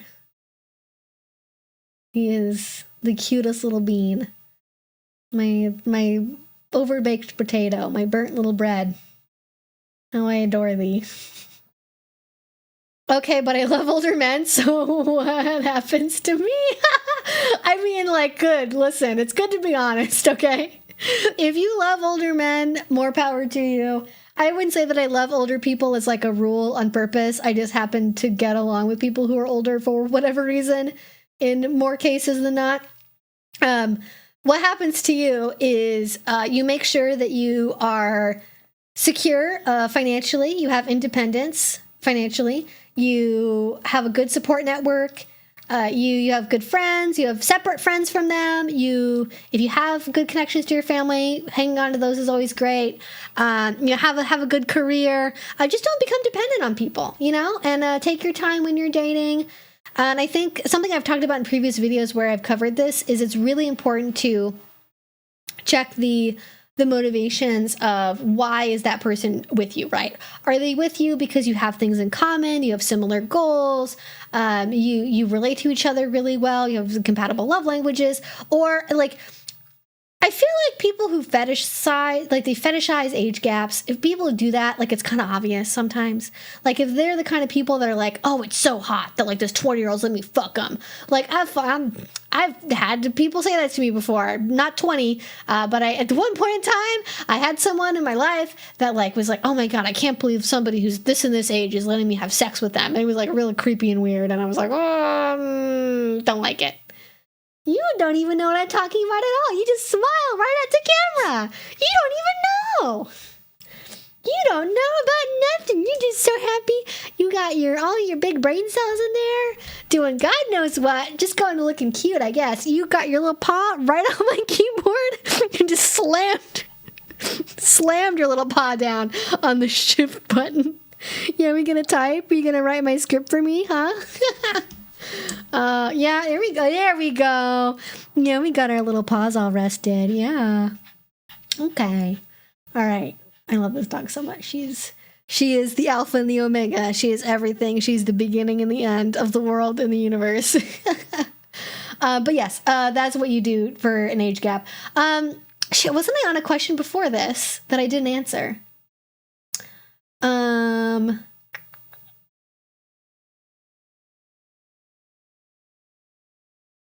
Oh, understanding. How do you understand the source of, like, your partner's kinks and or your own kinks? What's up with that? How do you do that?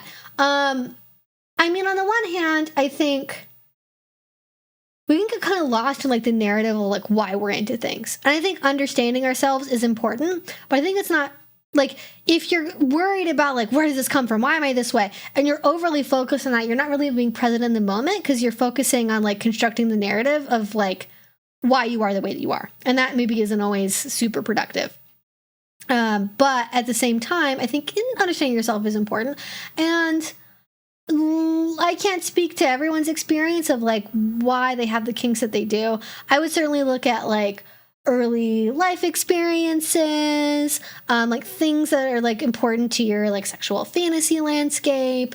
I also recognize that sometimes, like, stuff just feels good. Like, it doesn't have to be for any particular reason. Like, I don't think there's some kind of, like, deep psychological reason in my past or, like, why I think rope bondage feels good. I just think it does. Like, I think I like sensory stuff. I always have.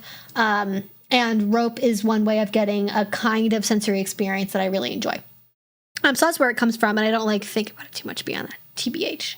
To be quite honest, she is my alien overlord, that's correct. Yes, she is my handler. She's actually my Chinese spy, actually. She's my Chinese spy, and she reports directly to the CCP on all of my behavior. It looks like you could put her in a pile of teddy bears and she'd blend right in. Yeah, you would, huh? You probably would. Yeah, look at that. I could feel the tail was going. Yeah. Hi, my baby. What are you doing? Alrighty. But yeah, I think I'd look at, actually, I'd probably, if I want to recommend you do anything, I'm not going to get up to grab the books because the precious darling is on my lap and I wish to not disturb her more than I have to. But there is a pair of books I'd probably look at. I would look at Jack Moran's The Erotic Mind because I think it's a really good exploration of sexual schemas and especially for more, like, fetishy things where those can come from for people. And then I would also read... Hi, baby. I would also read Sexual Intelligence, as sort of a general thing, because I think, again, it's about, like, not getting lost in the narrative. Like, I think that sometimes the why is less important than, like, okay, what are you going to do about it? How important it is to you to do it? Answering those questions, yeah. I'm not sure if anyone else has any. Like, I like, it's hard for me to, like, say how to do that because I'm someone who's always had a very, like, elaborate inner landscape, and I feel like I understand myself very well, and I'm constantly, like, I don't know what the term for that is, but I have, like, a dog hair that got, like, on my lipstick, so sorry about that. I'm like, I can feel it, and it's getting to me. Because you need to be brushed, huh? You need to be brushed. You got all this hair. What is it doing? Nothing. You're just floating around. Like I've always had like a very deep internal monologue that's constantly going all the time. So like to me, anything that I'm experiencing is like not a mystery to me. I just sort of already know like why the fuck it's happening and what's going on. And if I think about it for like an hour and if I haven't thought about it before, I'll figure it out. Like it doesn't usually take that long for me to like noodle on something to have answers to those questions. But if you have no idea at all, that's gonna be a harder process. So I don't know if somebody else in the chat has done that and has tips. Feel free to share for sure. She does like cheese. She does not get it very often because I'm vegan. But her probably rank order of things that she likes, probably number one. What's number one for you, honey? Probably bacon. You like bacon. You like cheese. You like turkey. You like chicken. You go crazy for chicken. You love chicken. Which is unfortunate because I'm pretty sure you're allergic to it, ma'am. And cottage cheese. Oh, that's her favorite. Cottage cheese is like crack. Like she loves cottage cheese. Yeah, you love it, don't you? You love cottage cheese. That's her favorite, which I guess is a kind of cheese. Yeah, so that's Are you a fan of Foucault? I wouldn't say. I've read a little bit of Foucault. I'm not like a philosophy person. I feel like that's like my weakness as a being. I'm just like, why are we like, am I going to get anything out of this? Is it just saying a whole lot of complicated shit for no damn reason? I did take a philosophy class when I was in school. But it was an ethics class. I really liked it. But I wouldn't say that I like read them as like a hobby or anything. Maybe if philosophy didn't seem to turn people into pretentious assholes, I'd be more into it. I don't know, that's biased of me, but yeah. Oh, thank you. Sean once again gifted another 5 memberships. Thank you, Sean. Thank you. I feel better now. I'm going to keep going for at least a bit. This is what I do. This is how I negotiate with myself, as I say 10 more minutes, and then 10 more minutes goes by and say another 10, and then that's how I get difficult stuff done. It works really well, actually. If there's something that you've been like trying to do that's like, oh, it's going to be a huge pain in the ass, just get started doing it. Set a timer for like 10 or 15 minutes and then check in and be like, I could do another 10. I could do another 5. You don't have to get all the way through it, but just keep going, you know, just keep negotiating with yourself. It works surprisingly well.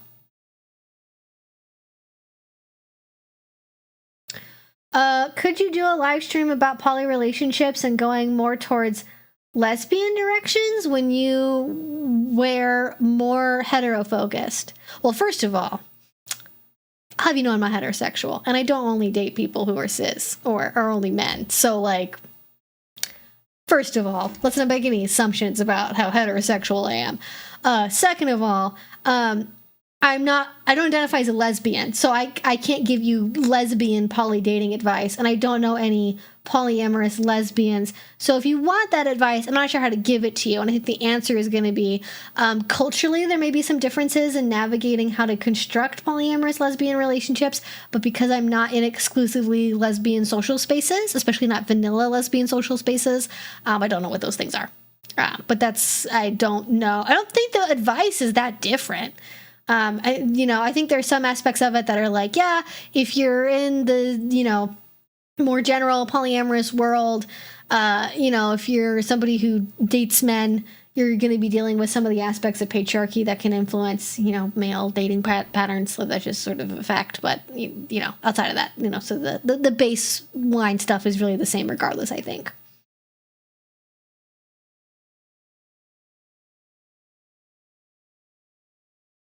I never had cottage cheese growing up, so I don't really have any opinions about how to prepare it. I think the first time I interacted with it was at, like, the food service place at college. I don't even think I ever ate it when I was in college. I think I had, like, a little bit of a bite one time, and I was like, oh, that's okay. I just didn't ever, I was like, I don't And then I turned vegetarian, and then I didn't have dairy products. So, yeah. I was like an ovo vegetarian for a long time. And then occasional, like, dairy. I didn't have, like, real butter and stuff, but no cheeses and stuff. Anyways.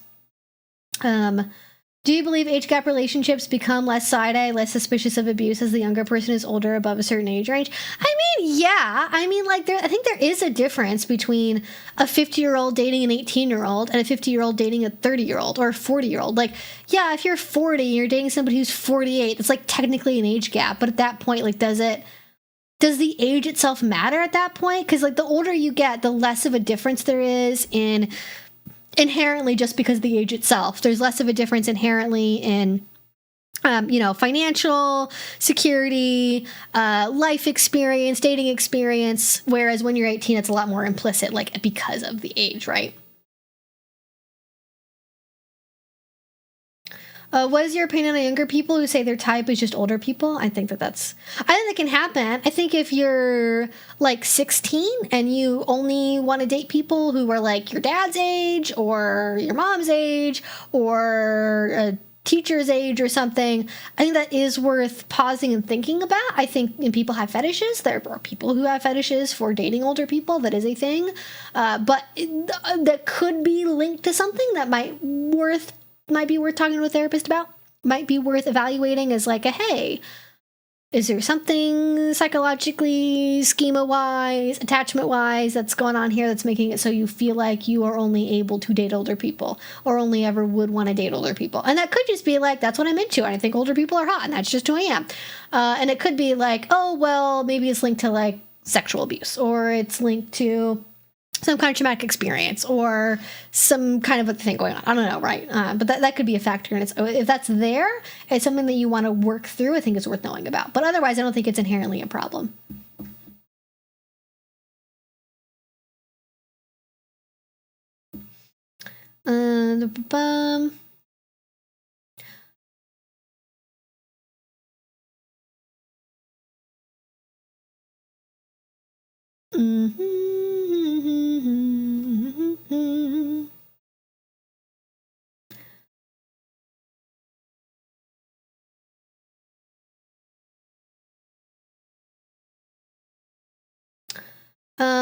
What dating app is the best for a pansexual, gender fluid person in a hetero passing marriage, getting with lesbian or bi women as a female passing non-binary person?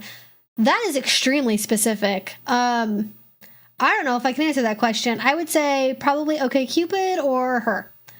But depends on what you're looking for, honestly. I don't like, and also your age, I think, is a factor too for like what app's going to be the best for you. But that's probably what I would say.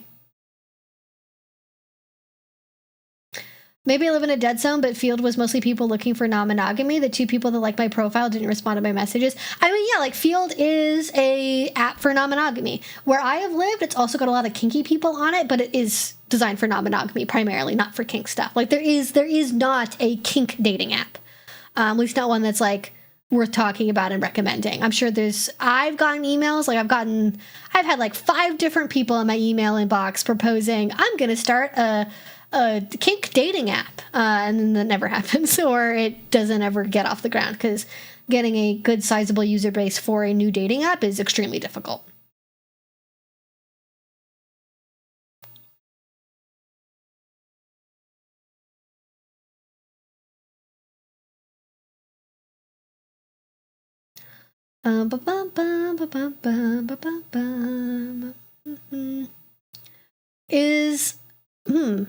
Is that thing with ropes just for BDSM? The thing with ropes. Is that thing with ropes just for the BDSM? Or can it be viewed as therapeutic? IDK, what do you think? Yeah, I think rope bondage can be therapeutic. I think it could be healing for people. I think if you're I definitely have seen people advertise like yogic, tantric, the rope experiences, and they completely erase any language around it being a kink thing. They advertise it as like, sensual healing with rope or whatever, and then they're doing like full on like shibari suspension with somebody who doesn't know the first fucking thing about BDSM.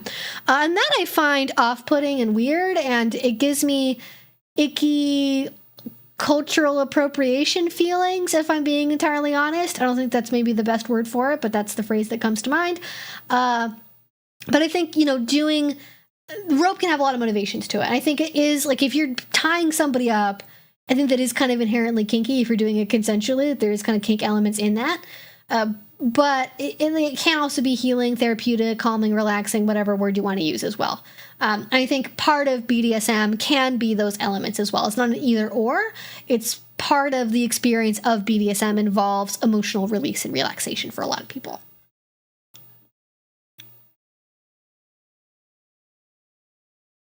I am currently using Surfshark because it has really good reviews.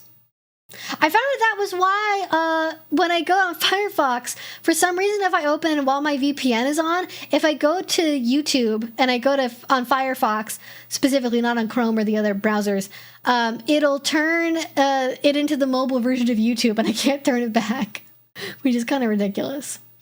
I don't know why that would be a feature, but it is. But it is.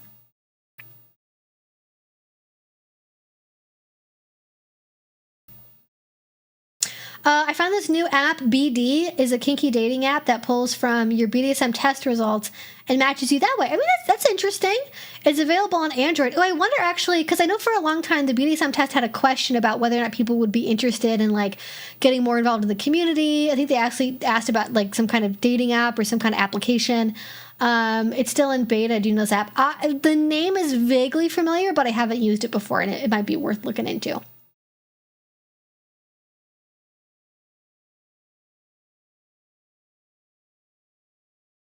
Throwaway comment, BDSM reference in Sonic 3. Dr. Eggman finds Agent Stone, I don't know who these people are, all tied up and assumes he did it to himself and tells him to do it on his own time. He then says, "You sicken me." Yes. Well, gotta always have the solo bondage joke in there, right? It's very funny. Are work mixers actually a thing? I don't know. Just making shit up at this point. I just assume. I never worked at a big enough company that they would have done one of those if they did exist, but maybe somebody did. I don't drink LOL. I'm like, how do I find someone into Tantra without having to pay $1,000? I'd like to go to a retreat or something. Good question. I don't know actually how do people into, I don't know if it's Tantra, whatever the fuck. I'm sorry. I don't know. I don't know how people do that. I actually don't know. I don't know how they find each other. That is weird. That is a problem. I assume yoga events, to be honest.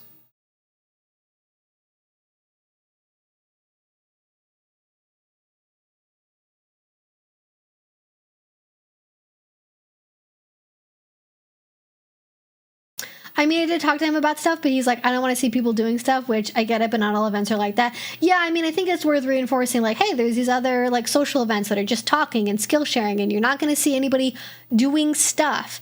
And if they still say no at that point, then they're going to have to give you another reason, and then you might learn more. And, it's at some point, is the fear rational? Is the fear justified? Like, it's okay to, like, be uncomfortable at that idea or be afraid, but that may not be justified based on the reality of the situation. And then, like, they can either choose to address that and try to work through making their emotions more in line with, at least their reactions to their emotions more in line with what reality is, or they can continue to suffer and miss out on opportunities because it's more worth it to them to stay in that place of fear and apprehension than address it, which a lot of people do. What are you doing, puppy? What are you doing? You trying to itch your little eyeball? Here, let me. 18 is super tricky. There's a reason why 18 to 20 somethings try to have their own groups on FetLife now. Oh, is that a thing? Is that I kind of assume that's always been a thing, to be honest with you.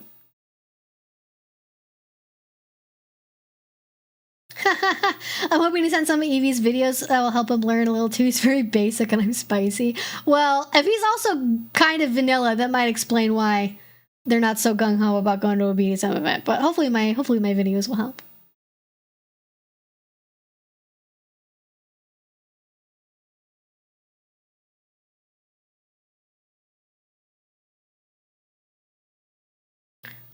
Some things I've seen regarding rope bondage in a non-sexual way was related to people that have sensory issues, and like people like to be crushed or compress them. It kind of forces them back into their bodies. I mean, I still feel like you don't need to use rope for that. Like, I feel like rope is too dangerous and people don't respect it enough. Like, that's what weighted blankets are for, you know? Like, there's other ways to get that feeling of crushing and compression that doesn't require, like, completely removing bondage, especially shibari suspension rope bondage, from its original cultural context. Can you weigh in on the issues of Sandman being potentially linked to real events and the implications of where source art may originate? I don't know enough about Sandman to have any strong opinions about that. Also, the 3 unshakable things for BDSM: prior consent and discussion, having a safe word in regarding it, and aftercare, none of which Neil seems to have been really interested in. I would argue with that a little bit. I think the one fundamental you need to have is prior consent. There are absolutely people who play consensually and knowingly in an informed way without a safe word and without using aftercare. Those are optional tools. They should be given to you as options. You should be able to opt into those things if you want to have them, or not have a relationship if the person doesn't want to use those things with you. The number one thing that is universally applicable is consent, because not everyone is going to use a safe word, not everyone is going to have aftercare, and they knowingly choose not to use them, which is different than not being given those things as an option at all and being denied your agency enough to be able to opt into those things if you want them. Field is F-E-E-L-D. It's the text that's been mentioned a couple times elsewhere in the chat, like text-wise how to spell it.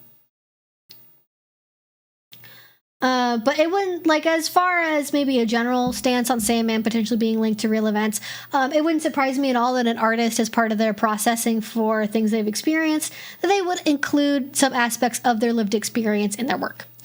For better and for worse. I think the work that is referenced in the Vulture article is The Ocean at the End of the Lane, and that deals with Neil's own life and his own experiences in childhood that maybe are telling of for where some of his proclivities come from.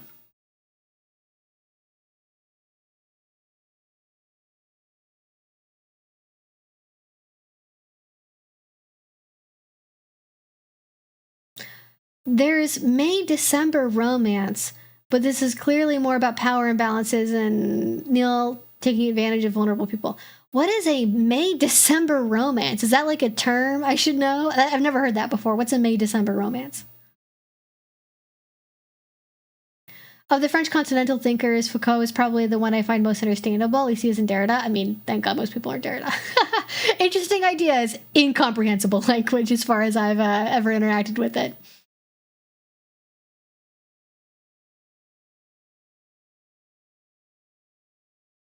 OMG, there is so much stuff for cooling cameras, and it is all crap. Wow, yeah, it's that's why I gotta just like get some kind of bracket, put a little mini fan on put a mini fan on a bracket or something, or like fucking sticky it to the bookshelf behind my camera. I think that's probably what I'm gonna do.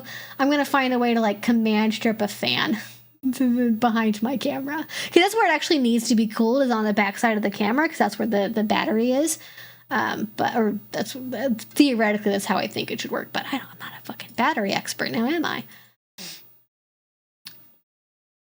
I leave to go buy some eggs, but I'm still here having fun talking to nice people. I haven't even seen eggs in the grocery store recently. I don't even know. Do eggs exist anymore, or do we just delete those?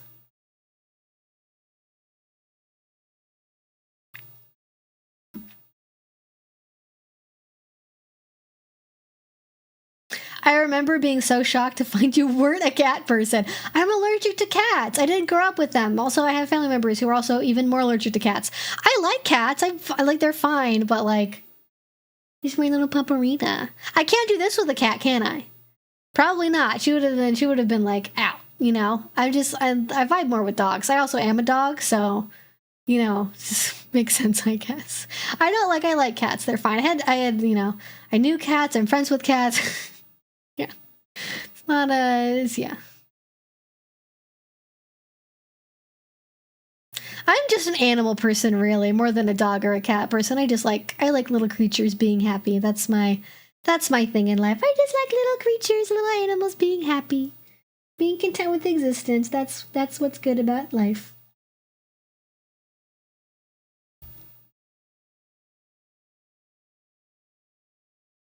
You lucky Western coastal elites, us Midwesterners are frozen in here and frozen in hell.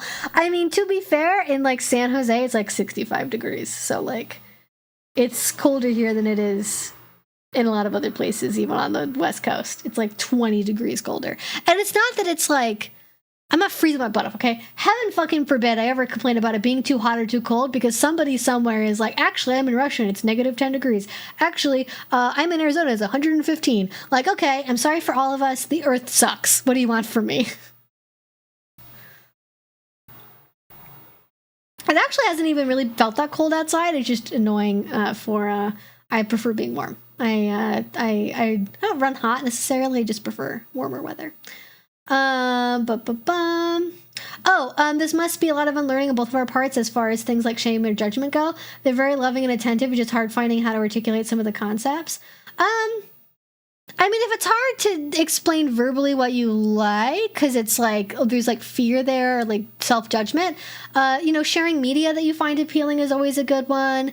Watching media like Love and Leashes or Secretary, drawing things. If you're into like, cartoons at all, if you're into like hentai, you can also share that too. If you're into, what's the term for drawn hentai? I always forget it. There's a term for it. Dojinshi? That seems wrong.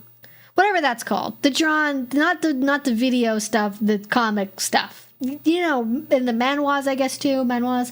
I don't know if that's how it's pronounced, either the Korean version of that same thing. Those are all good tools. Web comics as well. Just finding media that maybe is like, ooh, that's... Even memes. I think memes are great. Listen, if you go on like Instagram or Reddit, there are very horny, kinky memes all over the place on there. And sometimes you just gotta find a meme that's like, ooh, I'm into that. That seems hot. That explains what I'm into.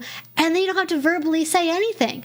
You don't even have to watch a piece of media. You just see a meme, you copy it, you paste it, and you go, this is me. And then your partner understands you. The power of memes. It is a power. It is truly a power. And I would look into that. If you like memes, it's a very simple form of communication, and they're out there. Lots of kinky meme people on Instagram.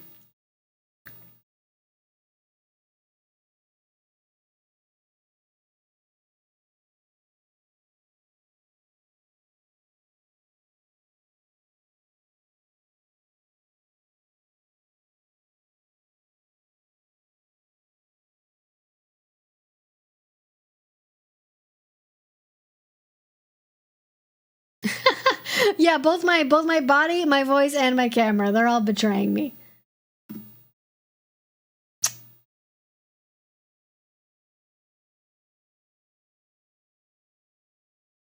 Was that a question? I feel like maybe there was a question in there.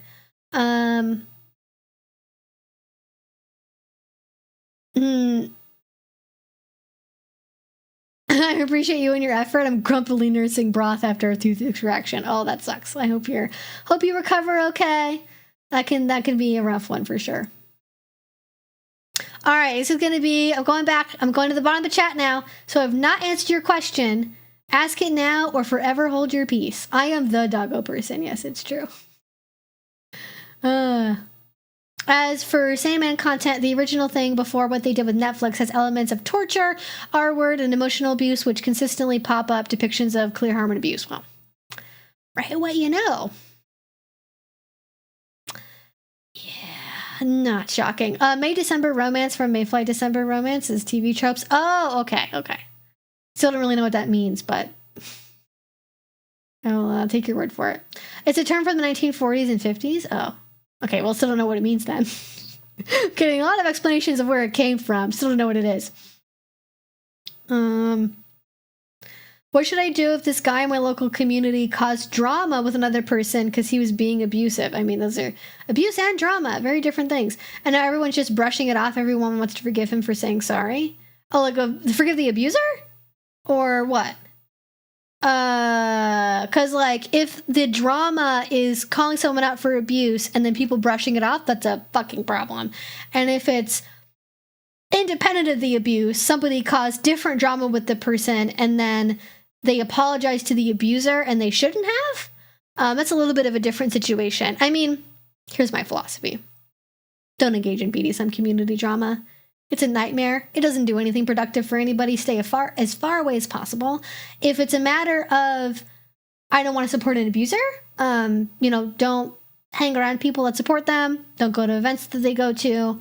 I think that's a pretty safe line to stick with. But if it's getting into petty beef over FetLife, I'd probably not do that, because that very rarely actually helps anybody. And without knowing the specifics, it's hard to know like what my opinion on it would be. Okay, this is going to be the last question. I think it's a good one to end on from Sybil here. Hi, Evie. I have a hard time advocating for my boundaries and desires in kink. I know there is not a scarcity of opportunity, but my brain keeps going into that mindset of scarcity. I keep settling in my scenes. Do you have any advice or resource recommendations to overcome this? I think if you have like a pervasive brain pattern where your brain's like, I gotta do it right now because otherwise I'm not gonna have it. Like that's something that often can be very come from very deep things in our life if we've experienced scarcity elsewhere, or just even like ADHD dopamine stuff. Honestly, that's my water bottle. Is that exciting? Do you want to smell it? We're licking it. Okay, that's a little gross. We don't really need to lick the water bottle. She's like, I'm starving. I'm licking the water bottle for sustenance. I'm starving, Mom. I'm starving. But yeah, I think for I'm getting a hysterectomy after a play party. Any fun party game uterus send off ideas? I feel like something with like a pin the tail on the uterus type thing would be fun. Like pin the egg on the uterus. I feel like could be funny. It's probably what I do. I'm not good at funny game ideas like that, but that's what I do. As far as advocating for boundaries and desires in kink while also not being in a scarcity mindset, I think what I would probably do is this is just me, I don't know if this is be universally applicable, is I would write out to myself on paper or in like a Google Doc, but probably on paper. I'd write out, these are my goals for kink for the next year. I'd pick like 5 things.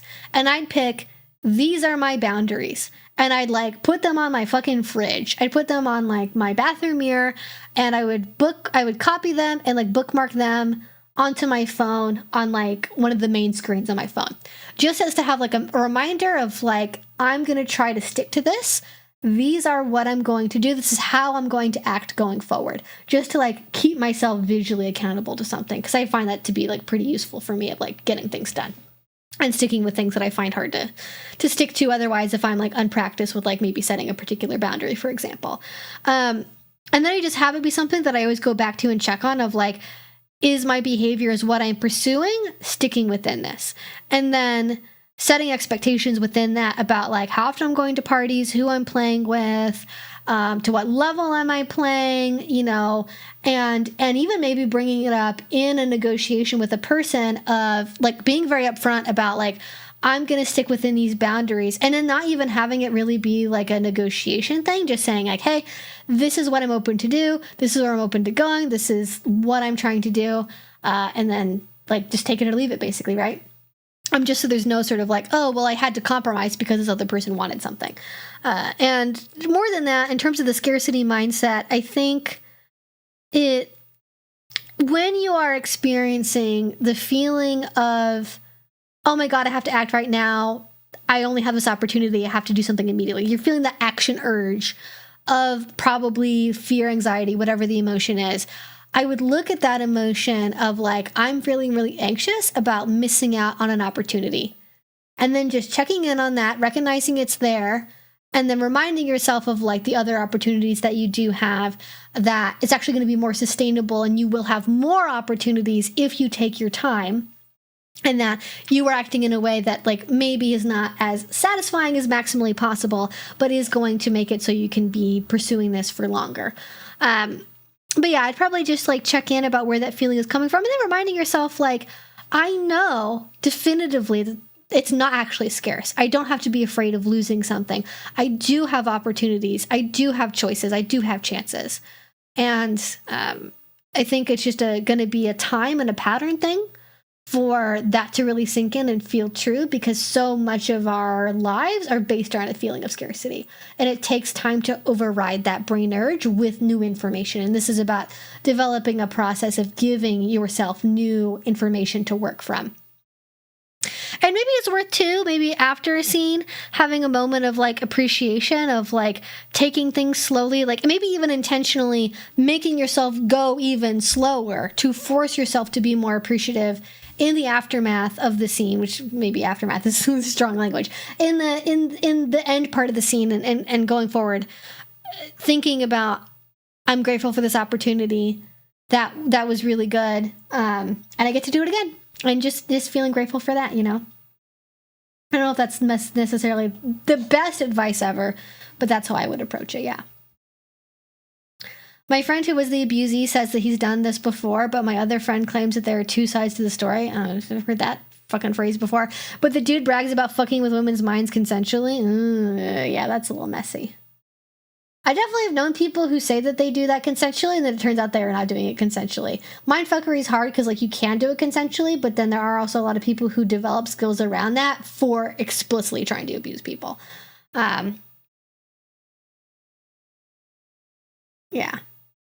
I think it's fair that you blocked him on FET and the other friends still letting him attend events. I mean, I think it's fair to be like, I'm not comfortable sharing space with that guy, and until, like, I'm not going to share space with him. I'm not going to go to the same events as him, and, like, you're my friend, and I support you and what you're doing, but I don't agree with that choice. And that's fair. That's fine.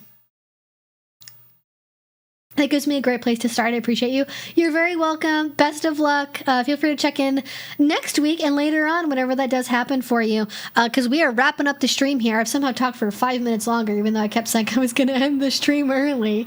But I do need to go. I'm hungry. She's hungry. She needs to go potty. We got all kinds of needs going on here. So we're going to go tend to those. Thank you all so much for being here on this Friday. If you want to, please do subscribe, because I'm going to be making some very long and deep videos in the near future. And also we live stream here every Friday at 6 p.m. So don't miss out. I will hopefully see you all again later. Thank you all so much for being here. I hopefully will see you all again soon. Stay safe, and I will talk to you later. Bye. Yeah. Bye. Yeah, we saying goodbye, baby. Okay.